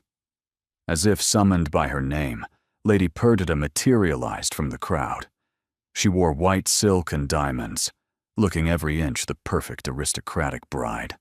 Her smile was porcelain and poison. Your Grace, Miss Ashford. She curtsied with exquisite precision. What a delightful surprise to see you here together. Lady Perdita. Hadrian's voice was cool. You look well. As do you. though I confess I'm curious." Her eyes slid to Bryony. "I've been asking around about our mysterious guest. It seems no one knows quite where she came from." "Miss Ashford is a guest of my family. Her origins are her own concern." "Of course." That porcelain smile sharpened. "Though I did hear the most interesting rumor. Something about a letter." Ice filled Bryony's veins. "A letter sent to the wrong address," Perdita continued, her voice dropping to intimate conspiracy. "Containing the most scandalous opinions about a certain duke. Can you imagine? Someone writing such things and then having them delivered directly to the subject?" His expression tightened as he gripped his champagne glass. "Rumors are often exaggerated," he said flatly. "Oh, but this one comes from such a reliable source." Perdita's eyes glittered. "Someone very close to your household, apparently. Someone who thought I might find the contents illuminating." The implication hit Bryony like a physical blow. The blackmailer had contacted Perdita, had shared the letter, had enlisted her as an ally or a weapon. "If you have something to say, Lady Perdita, say it plainly." Bryony's voice came out steadier than she felt. "Innuendo is the refuge of those too cowardly for direct confrontation." The ballroom seemed to hold its breath.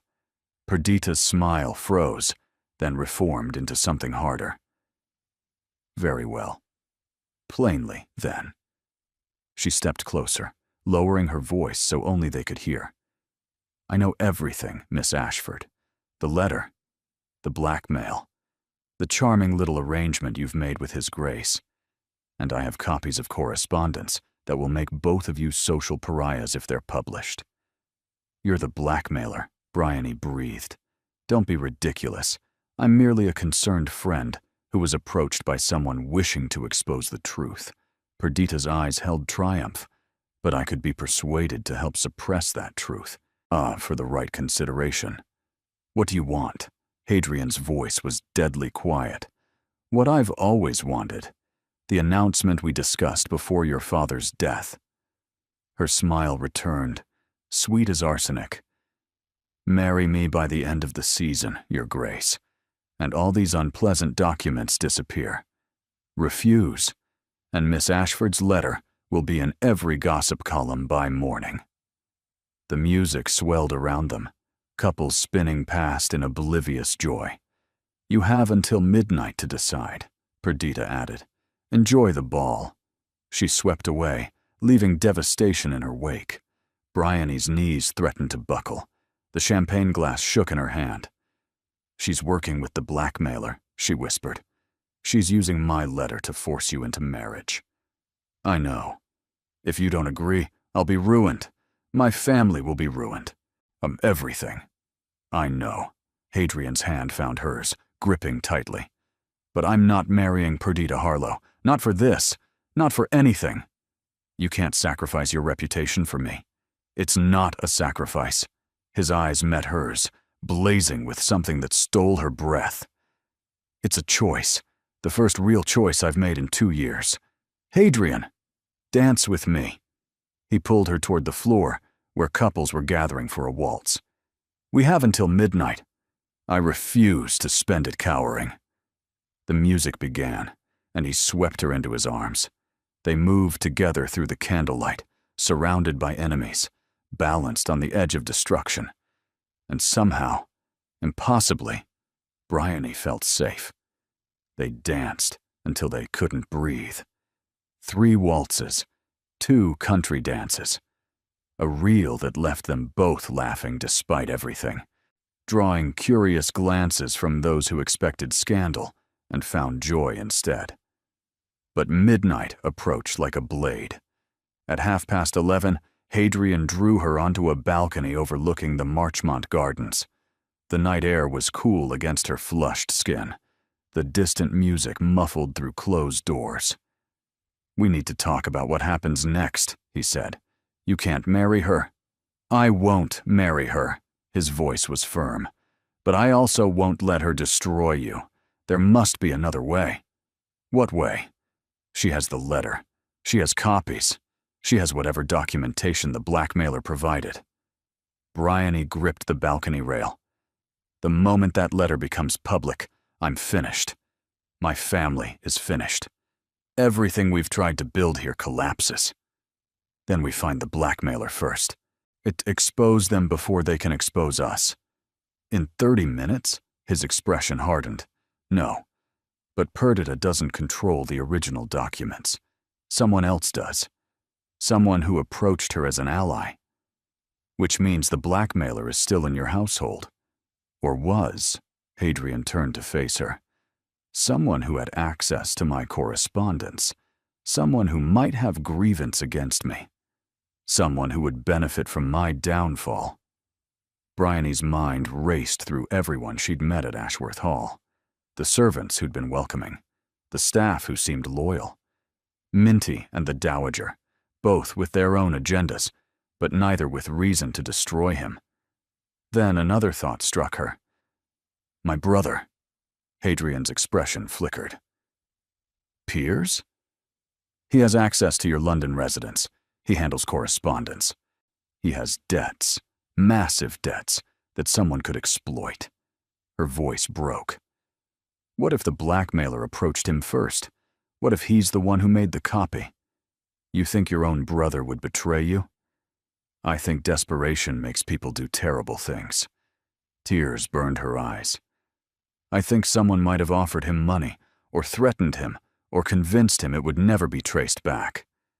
Piers loves me, but he's weak. He's always been weak. Hadrian pulled her close, his arms wrapping around her. We don't know it's him. We don't know it isn't. They stood there in the darkness, holding each other while the clock ticked toward destruction. I won't let this end you, Hadrian said into her hair. Whatever it takes, whoever the blackmailer is. I'll find them and I'll stop them. You can't promise that. I can promise to try. He pulled back, cupping her face in his hands. I can promise that you're not alone in this. Whatever happens next, we face it together. Why? Her voice broke. Why do you care so much? A month ago, you didn't know I existed. A month ago, I didn't know I was capable of caring about anything. His thumb traced her cheekbone. You woke something in me, Bryony. Something I thought died with my father. I don't know what to call it. I don't know if I deserve it. But I know I'm not willing to lose it. The clock inside began to chime midnight. They had run out of time. Go inside, Hadrian said. Find Minty. Stay with her until I come for you. What are you going to do? Talk to Perdita. Buy us more time if I can. His expression hardened. And if I can't, make sure she knows exactly what kind of enemy she's made. He kissed her forehead, quick and fierce, then disappeared through the balcony doors.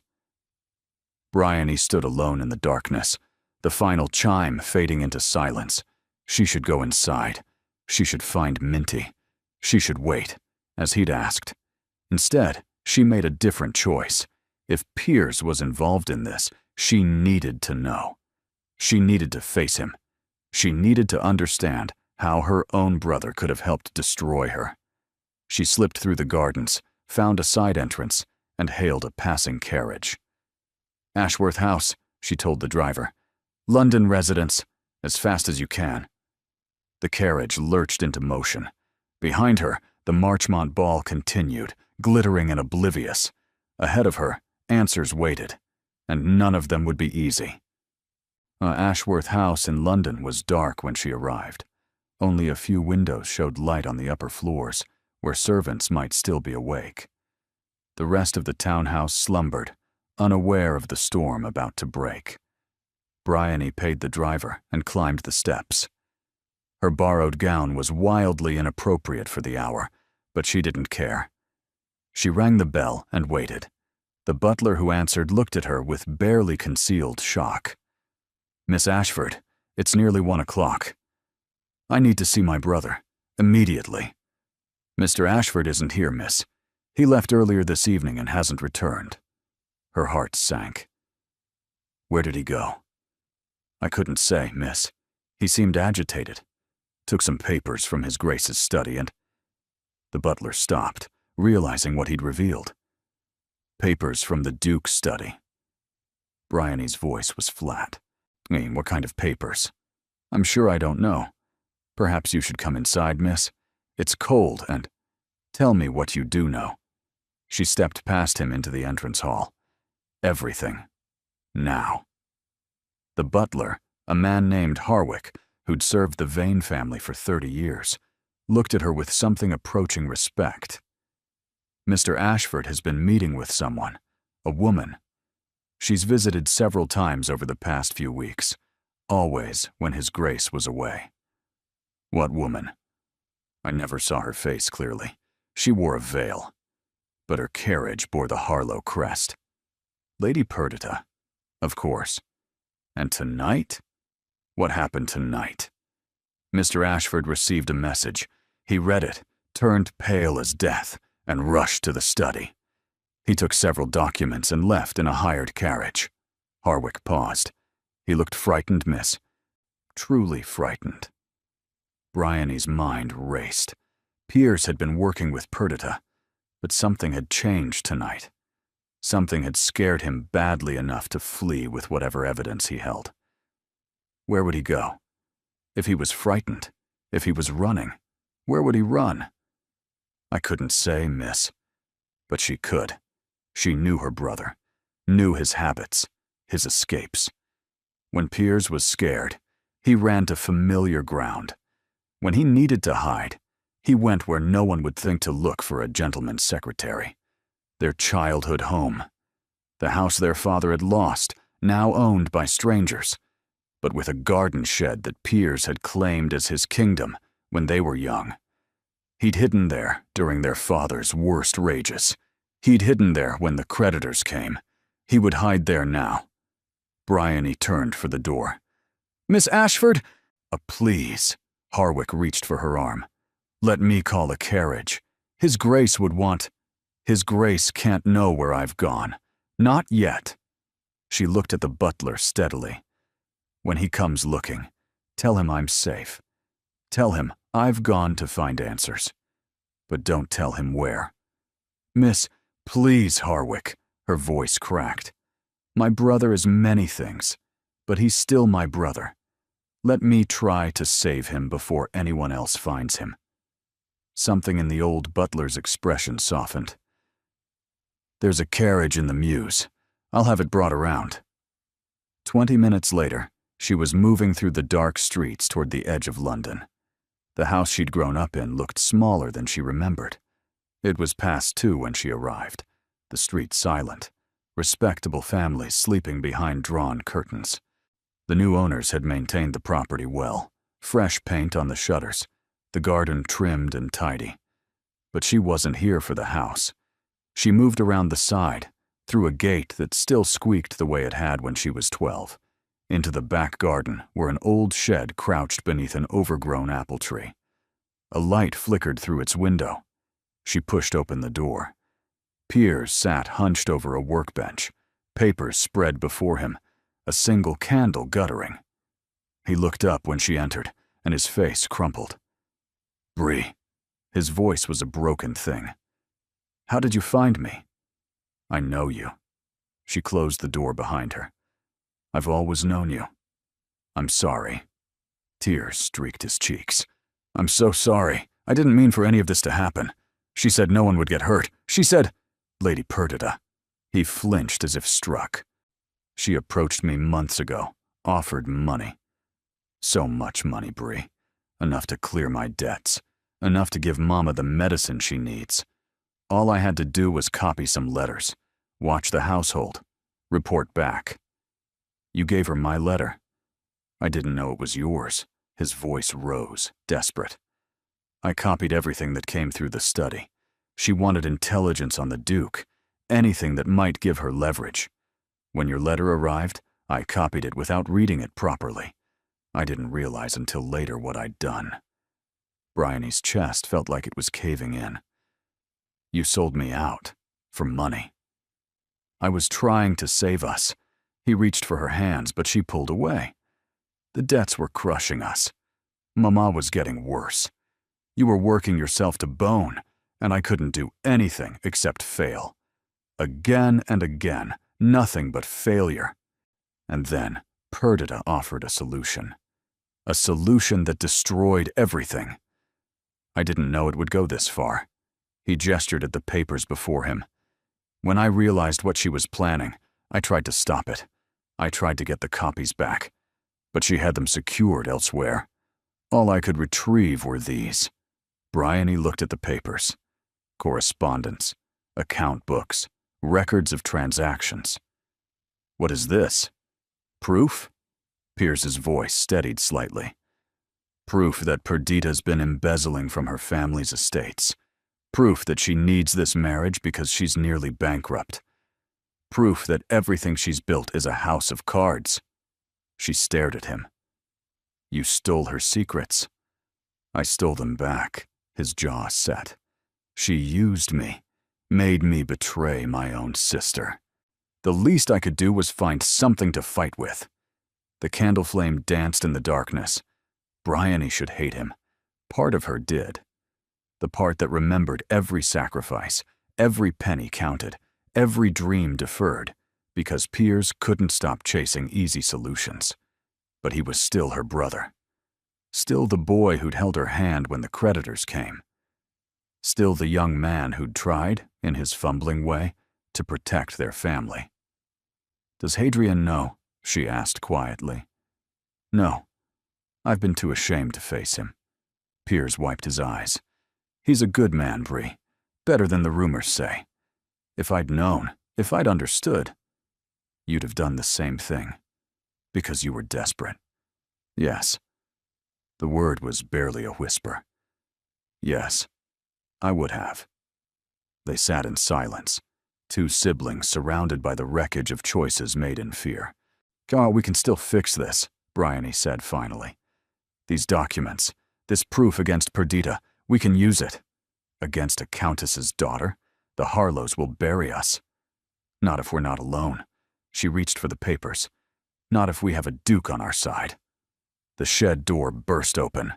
Hadrian stood in the doorway, breathing hard, his evening clothes rumpled, his expression caught between fury and relief.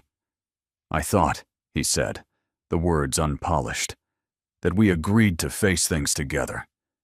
I needed to find Piers first." She stepped toward him. "I needed to know if he was the traitor." Hadrian's gaze moved to her brother, who shrank back against the workbench. "I know. Harwick told me everything." "Then you know why I came alone?" "I know. You're the most stubborn woman I've ever met." He crossed the small space in 2 strides and drew her against him. "I've been driving through London for an hour, terrified that Perdita had done something, that you were hurt, that I'd lost you before I had a chance to—" He stopped. "A chance to what?" Bryony whispered. His hands cradled her face, his eyes searched hers. "A chance to tell you that I love you." The words came out raw, unpolished, nothing like the controlled Duke she'd first met. "I know it's impossible. I know we've only known each other for weeks. I know this started as blackmail and arrangement and everything wrong. But somewhere in the middle of it, you became the only thing that feels right." Tears spilled down her cheeks. "I love you too." She gripped his wrists, holding on. "I've been trying not to. Telling myself this was temporary, that I didn't belong in your world. But I can't stop. I can't." He kissed her. Not gently. Not carefully. He kissed her like she was air, and he was drowning. Like she was light, and he'd lived too long in darkness. She kissed him back with equal desperation, pouring everything she felt into the contact.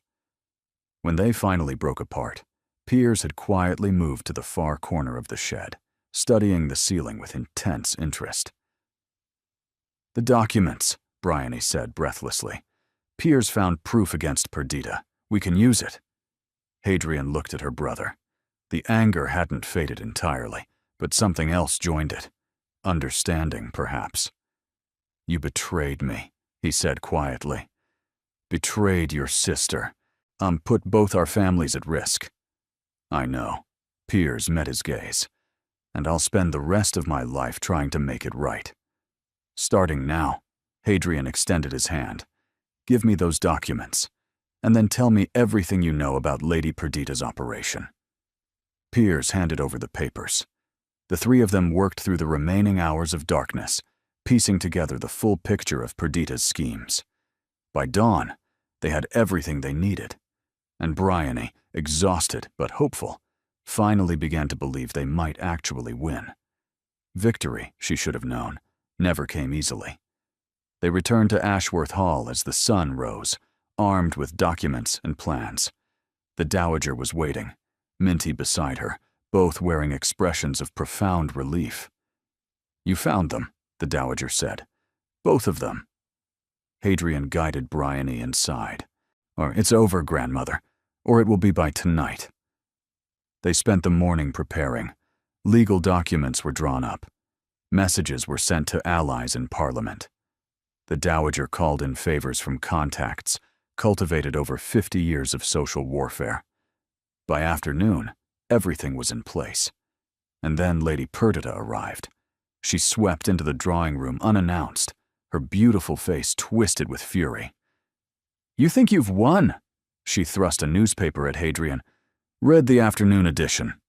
Bryony's heart plummeted. Duke of Ashworth in scandal. Correspondence damning letter reveals cold aristocrat's true nature. Unknown woman claims to have evidence of emotional cruelty. The letter. Her letter. Published despite everything. I told you midnight, Perdita said, her voice dripping satisfaction. You didn't accept my terms. So, I went to the papers. With forged documents and out-of-context quotes, Hadrian's voice was ice. Does it matter? By the time you prove forgery, the damage is done. Your reputation is destroyed. Your precious Miss Ashford is revealed as the common creature she truly is. Perdita's smile widened. And you'll marry me anyway, because it's the only way to salvage anything. No. The word came from the doorway. The Dowager stepped forward, a sheaf of papers in her hand. What you failed to consider, Lady Perdita, is that scandal cuts both ways. She handed the papers to Hadrian. These documents detail your embezzlement from the Harlow estates, your gambling debts, the creditors you've been dodging for 3 years, everything you've been hiding behind that pretty facade. Perdita's face went pale. How did you? Your own spy provided them. The Dowager's smile was razor-thin. Mr. Ashford, it seems, has experienced a change of heart. That little worm is my brother. Bryony stepped forward, her voice steady despite the trembling in her hands. And he's given us everything we need to destroy you the same way you tried to destroy us. You wouldn't dare. The Harlows will be grateful we're not pursuing criminal charges. Hadrian set down the papers. Embezzlement is a hanging offense. Your family will do whatever necessary to make this go away. Silence fell over the room. Perdita's perfect composure cracked. She looked at them, one by one, seeing her elaborate scheme crumbling to dust. This isn't over, she whispered. Yes, it is. The Dowager moved to the bell pull. So you'll leave this house. You'll leave London. And if you ever attempt to interfere in my family's affairs again, these documents will find their way to every newspaper in England. Do we understand each other? For a long moment, no one moved. Then Perdita gathered her skirts, her face a mask of hatred, and swept from the room without another word. Bryony sagged against the nearest chair. It's done, she breathed. It's actually done. But when she looked at Hadrian, his expression was troubled. The letter is still published, he said quietly. The damage to your reputation will heal. Scandal fades. The Dowager's voice was firm. What matters is that the blackmailer is exposed and her leverage is gone. What matters, Hadrian corrected, moving to Bryony's side, is that this is over. But you're safe. But something in his eyes said otherwise. Something in the set of his shoulders suggested this wasn't the victory it should be. Hadrian? Bryony touched his arm. What is it? He pulled away gently. I need some time alone, to think. About what? He didn't answer.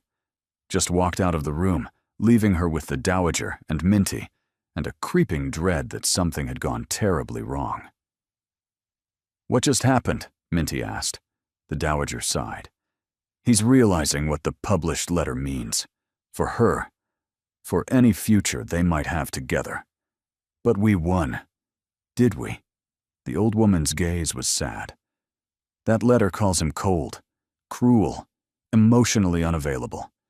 And Miss Ashford wrote it.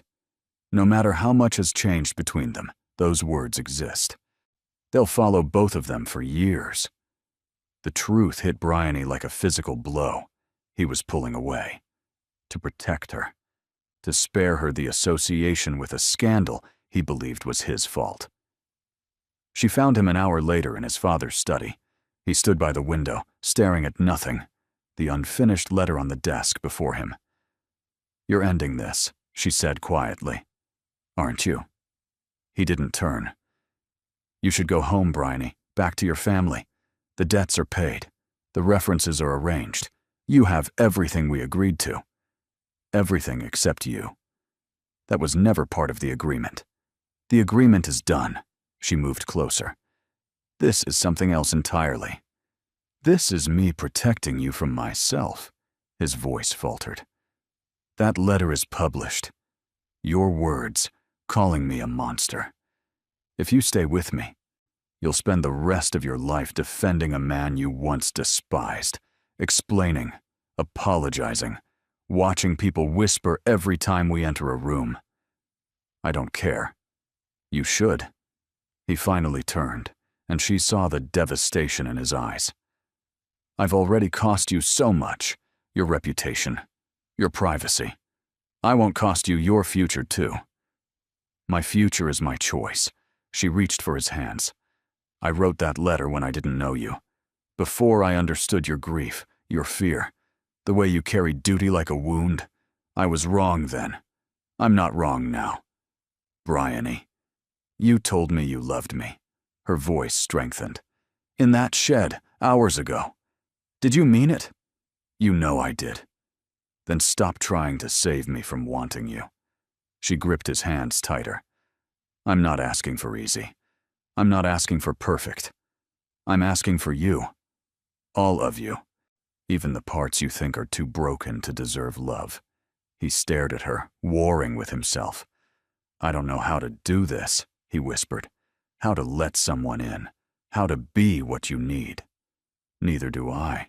She smiled through her tears. We'll figure it out together. His resistance crumbled. He pulled her into his arms, holding on like she was the only solid thing in a shifting world.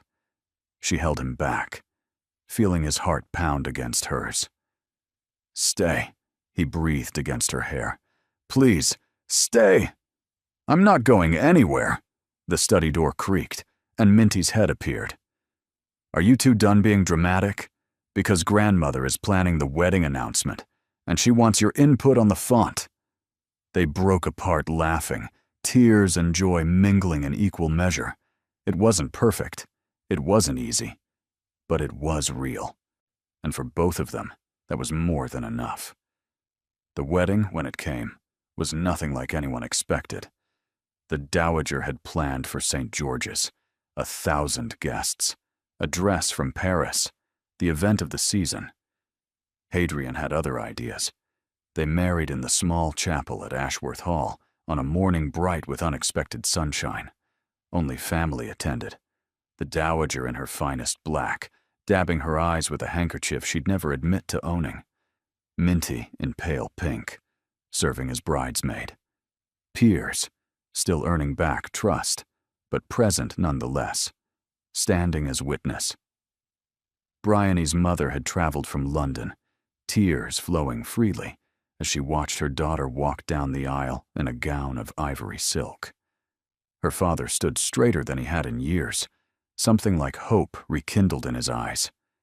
And Hadrian waited at the altar, wearing an expression Bryony had never seen on him before. Joy. Pure, uncomplicated joy. The vows were traditional. The kiss was not. He pulled her close and kissed her thoroughly enough to make the dowager clear her throat. "There will be time for that later," the old woman said dryly. "We have a wedding breakfast to attend." The breakfast stretched through the afternoon, then into evening. Someone produced champagne. Someone else found a violin. Before long, the Great Hall of Ashworth had transformed into an impromptu celebration, servants and family mingling in ways that would have scandalized proper society. Bryony danced with everyone. Hadrian, Piers, the old butler Harwick, who moved with surprising grace, even the dowager, who permitted one slow turn around the floor before declaring herself too old for such nonsense. But as the sun set and the candles were lit, Hadrian drew her away from the celebration. He led her to the library, their library, where so much had changed between them. "I have something for you," he said. He handed her a leather-bound book. Not old, like his father's collection, but new. The cover was embossed with her initials. B.V. Bryony Vane. She opened it. The first page held her letter. The original, written in her own hasty hand, all the words that had started everything. The second page held his response, written in his precise script, dated from the night after their first meeting. "Miss Ashford, you wrote that I seemed sad, that you wondered what made me so closed off. You were cruel in your assessment and entirely correct. I should hate you for seeing me so clearly. Instead, I find myself wondering what else you might see, if given the opportunity." The pages continued. Letters he'd written but never sent. Observations from their weeks together. Moments he'd noticed. Conversations that had changed him. The final entry was dated that morning. "Today, I marry the woman who wrote me a letter she never meant to send. Today, I begin a life I never expected to want. Today, I choose love over safety, hope over fear, and presence over performance. My father was right. Love is worth the wound. And you, my dearest Bryony, are worth everything." She closed the book, tears streaming. "It's a correspondence," Hadrian said. "One-sided until now. But I thought you might like to write back. You kept everything. Every thought. Every moment I felt myself waking up." He cupped her face. "You did that. Quastra, you brought me back to life." "We brought each other back." She kissed him softly. "Partners, remember? Partners." His smile was brilliant. I rather liked the sound of that. 3 years later, the opera house was crowded. Bryony settled into her seat, adjusting the skirts of her emerald gown. Beside her, Hadrian handed programs to Minty and her new husband, a pleasant viscount who'd won her heart by laughing at her jokes and keeping up with her endless energy. The dowager occupied the seat of honor, complaining about the draft while secretly enjoying every moment. And in Bryony's lap, carefully bundled, their daughter slept. Victoria Rose Vane. Vicky, as her doting father insisted on calling her, to the dowager's eternal despair. "She'll wake during the second act," Hadrian murmured. She always does." "Then we'll take her to the corridor. She likes the echoes. Our daughter has strange taste. She's her father's child." He grinned, pressing a kiss to her temple. The lights dimmed. The music began. 3 years, and sometimes it still felt like a dream. The scandal had faded, as the dowager predicted. Lady Perdita had retreated to the continent, her family's reputation salvaged, but her own prospects ruined. Piers had proven himself, eventually becoming Hadrian's most reliable secretary. And the letter. The famous letter that had started everything. It lived in their library now, framed beside Hadrian's responses. Sometimes guests asked about it. Sometimes Bryony told the story. Most times, they simply smiled and changed the subject. Some things were too precious to share. The first act ended. Victoria stirred. Bryony rose to take her to the corridor, but Hadrian's hand on her arm stopped her. "Let me." He lifted their daughter with practiced ease. "You stay. Enjoy the music. You'll miss the second act. I've seen it before." His eyes met hers, warm with love. "Besides, I'd rather spend the time with her. She's only small once." He carried their daughter out, murmuring softly, and Bryony watched him go with a heart so full it ached. She thought of the woman she'd been 3 years ago, desperate, frightened, writing angry letters in the dark because she couldn't imagine anything ever changing. That woman would never have believed this ending. But then again, Bryony thought, settling back as the second act began, the best endings were always the most unexpected ones. The music swelled, and somewhere in the corridor, the Duke of Ashworth walked with his daughter in his arms, finally present, finally whole, and finally home. On the night of their 5th anniversary, Bryony found Hadrian in the library. He held a letter in his hands. New paper, fresh ink, addressed in a handwriting she didn't recognize. "What's that?" "A correspondence," he smiled. "From Victoria. She's been writing to me in secret, apparently, observing her father's habits, cataloging my failings." Bryony laughed. "She's your daughter.